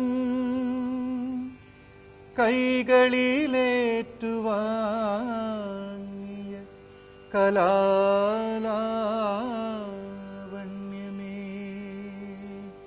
മാലിനി കൂലേ നിന്നു കുണുങ്ങും ഏണമൃഗമൊത്താഹ്ലാദമോ ലുന്നിതാ നീളെ കൺമുനയാൽ കദംബമലർമാല്യം നീട്ടി ഉൾത്താരിലെ താളത്താൽ തുടികൊട്ടി നിൻ പുകൾ പുലർത്തിയിടുന്നു നൂറ്റാണ്ടുകൾ.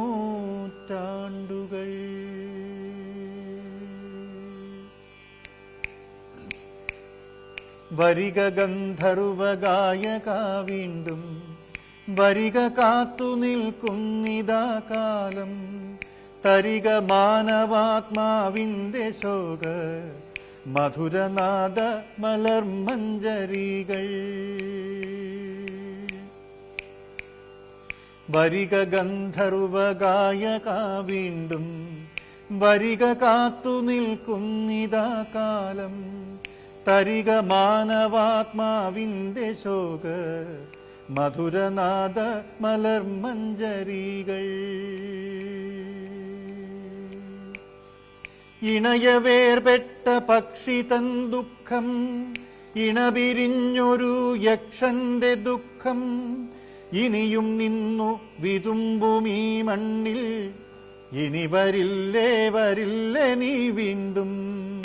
വരിക ഗന്ധർവഗായക വീണ്ടും, വരിക കാതോർത്തു നിൽക്കുന്നു കാലം, തരിക ഞങ്ങൾ തൻ കൈകളിലേക്ക മധുരനാദ വിലോലമാം വീണ.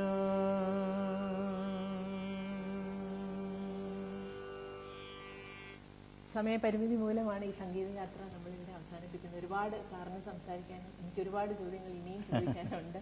എങ്കിലും ഇത്രയും നേരം ഞങ്ങളോടൊപ്പം ചെലവിടാനായിട്ട് സാറിന്റെ സന്മനസ്സിന് വളരെയധികം നന്ദി. ഇതിന്റെ ഭാരത് ഭവൻ എന്ന നമ്മുടെ കേരള സർക്കാരിന്റെ കീഴിൽ പ്രവർത്തിക്കുന്ന സാംസ്കാരിക സ്ഥാപനം, ഇത് സംഘടിപ്പിച്ചു വരുന്ന എത്രയോ വലിയ വലിയ പരിപാടികൾ, ഈ സ്റ്റേജിൽ തന്നെ എത്രയോ മഹാന്മാർ വന്നിരുന്നു. അതിൽ എനിക്കും വരാൻ കഴിഞ്ഞു എന്നുള്ളത് വളരെ സന്തോഷമുള്ള കാര്യമാണ്. ഈ സംഘടനയുടെ അല്ലെങ്കിൽ ഈ സ്ഥാപനത്തിൻ്റെ എല്ലാ പ്രവർത്തനങ്ങളും ഇതിലും വലിയ രീതിയിൽ മുന്നോട്ട് പോകട്ടെ എന്ന് ആശംസിക്കുന്നു. ഇതിൻ്റെ ചെയർമാനായിരിക്കുന്ന ബഹുമാനപ്പെട്ട സാംസ്കാരിക വകുപ്പ് മന്ത്രി ശ്രീ എ കെ ബാലൻ അവർക്കും, ഇതിൻ്റെ സെക്രട്ടറി ആയിരിക്കുന്ന പ്രമോദ് പയ്യന്നൂർ അവർക്കും, എൻ്റെ കൂടെ അവതാരകമായി വന്ന റീനയ്ക്കും ഞാൻ വളരെയധികം നന്ദി പറയുന്നു. അതോടൊപ്പം ഈ സ്ഥാപനത്തിലെ എല്ലാ മെമ്പേഴ്സിനും, എല്ലാ ജീവനക്കാർക്കും, എൻ്റെ മുന്നിലിരിക്കുന്ന ക്യാമറ, അതുകൊണ്ട് എൻ്റെ മുന്നിൽ ഒരുപാട് പേരിരിപ്പുണ്ട്, ഇതിൻ്റെ സാങ്കേതിക പ്രവർത്തകർ, എല്ലാവർക്കും നന്ദി പറയുകയാണ്. എല്ലാവരുടെയും പേര് പെട്ടെന്ന് ഞാൻ ചോദിച്ച് മനസ്സിലാക്കിയില്ല, ക്ഷമിക്കുക. വളരെയധികം നന്ദിയുണ്ട് ഇങ്ങനെ ഒരു സന്ദർഭത്തിൽ വരാൻ കഴിഞ്ഞത്. ഇവിടെ നമ്മുടെ സുഹൃത്തുക്കൾ ആവശ്യപ്പെടുന്നു, കല്ലറഗോപൻ എന്ന നിലയിൽ എനിക്കൊരു യൂട്യൂബ് ചാനലുണ്ട്, അതിനകത്ത് കുറച്ച് പാട്ടുകൾ ഞാൻ അപ്ലോഡ് ചെയ്യുന്നുണ്ട്. കഴിയുമെങ്കിൽ എല്ലാവരും കാണുക, അത് സബ്സ്ക്രൈബ് ചെയ്യുക. ഇതൊരു പരസ്യമല്ല, ഞാൻ ഇവർ ആവശ്യപ്പെട്ടുകൊണ്ട് അങ്ങനെ ഒരു പരസ്യത്തിലും വിശ്വസിക്കുന്ന ആളല്ല ഞാൻ. എന്നാലും അവർ പറഞ്ഞുകൊണ്ട് അങ്ങനെ പറയേണ്ടി വന്നു, അവരനുസരിക്കണമല്ലോ, അതുകൊണ്ട് ചെയ്തതാണ്. എന്തായാലും ഇത് കണ്ടുകൊണ്ടിരുന്ന നിങ്ങൾക്ക് ഏവർക്കും, എല്ലാവരും ഒരുപാട് ആവശ്യങ്ങൾ ഉന്നയിച്ചിരുന്നു. അത് ഇതെനിക്ക് കാണാൻ കൂടി കഴിഞ്ഞിട്ടില്ല. കാരണം പാട്ടിലേക്ക് മുഴുകിയിരിക്കുമ്പോൾ ഈ ആവശ്യപ്പെടുന്ന പല കാര്യങ്ങളും എനിക്ക് നോക്കാൻ കഴിഞ്ഞിട്ടില്ല. ഒരുപാട് അവരെല്ലാവരോടും ഞാൻ ക്ഷമ ചോദിക്കുന്നു. എല്ലാവർക്കും നന്മയുണ്ടാകട്ടെ. ഇനിയൊരു നമുക്കെല്ലാവർക്കും ഒരുമിച്ച് കൂടി ഇതിനേക്കാളും നല്ല നല്ല ഒത്തൊരുമിച്ച് കൈകോർത്തുകൊണ്ട് ഒരു നല്ല നല്ല പരിപാടികൾ സംഘടിപ്പിക്കുവാനും സാംസ്കാരികമായി നമ്മുടെ കേരളത്തെ വളരെ ഉന്നതിയിലെത്തിക്കുന്നതിനും നമുക്കേവർക്കും ഒരു കൂട്ടായ്മയായി ഒത്തുചേർന്നുകൊണ്ട് ഈ സ്ഥാപനത്തിലൂടെ ഇതുപോലുള്ള വൈലോപ്പൊളി സംസ്കൃതിയൻ ഭവൻ പോലെ ഭാരത് ഭവൻ പോലെ ഒരുപാട് സർക്കാരിൻ്റെ കീഴിലുള്ള സ്ഥാപനങ്ങളുണ്ട്. ഇതെല്ലാം ഒത്തുചേർന്നുകൊണ്ട് നമുക്ക് നല്ല ഒരു നാളേക്ക് വേണ്ടി ശ്രമിച്ചുകൊണ്ട്, അങ്ങനെ ഒരു നാളേക്ക് വേണ്ടി ആഗ്രഹിച്ചുകൊണ്ട്, ആശംസിച്ചുകൊണ്ട് നിർത്തുന്നു. നന്ദി. നമസ്കാരം.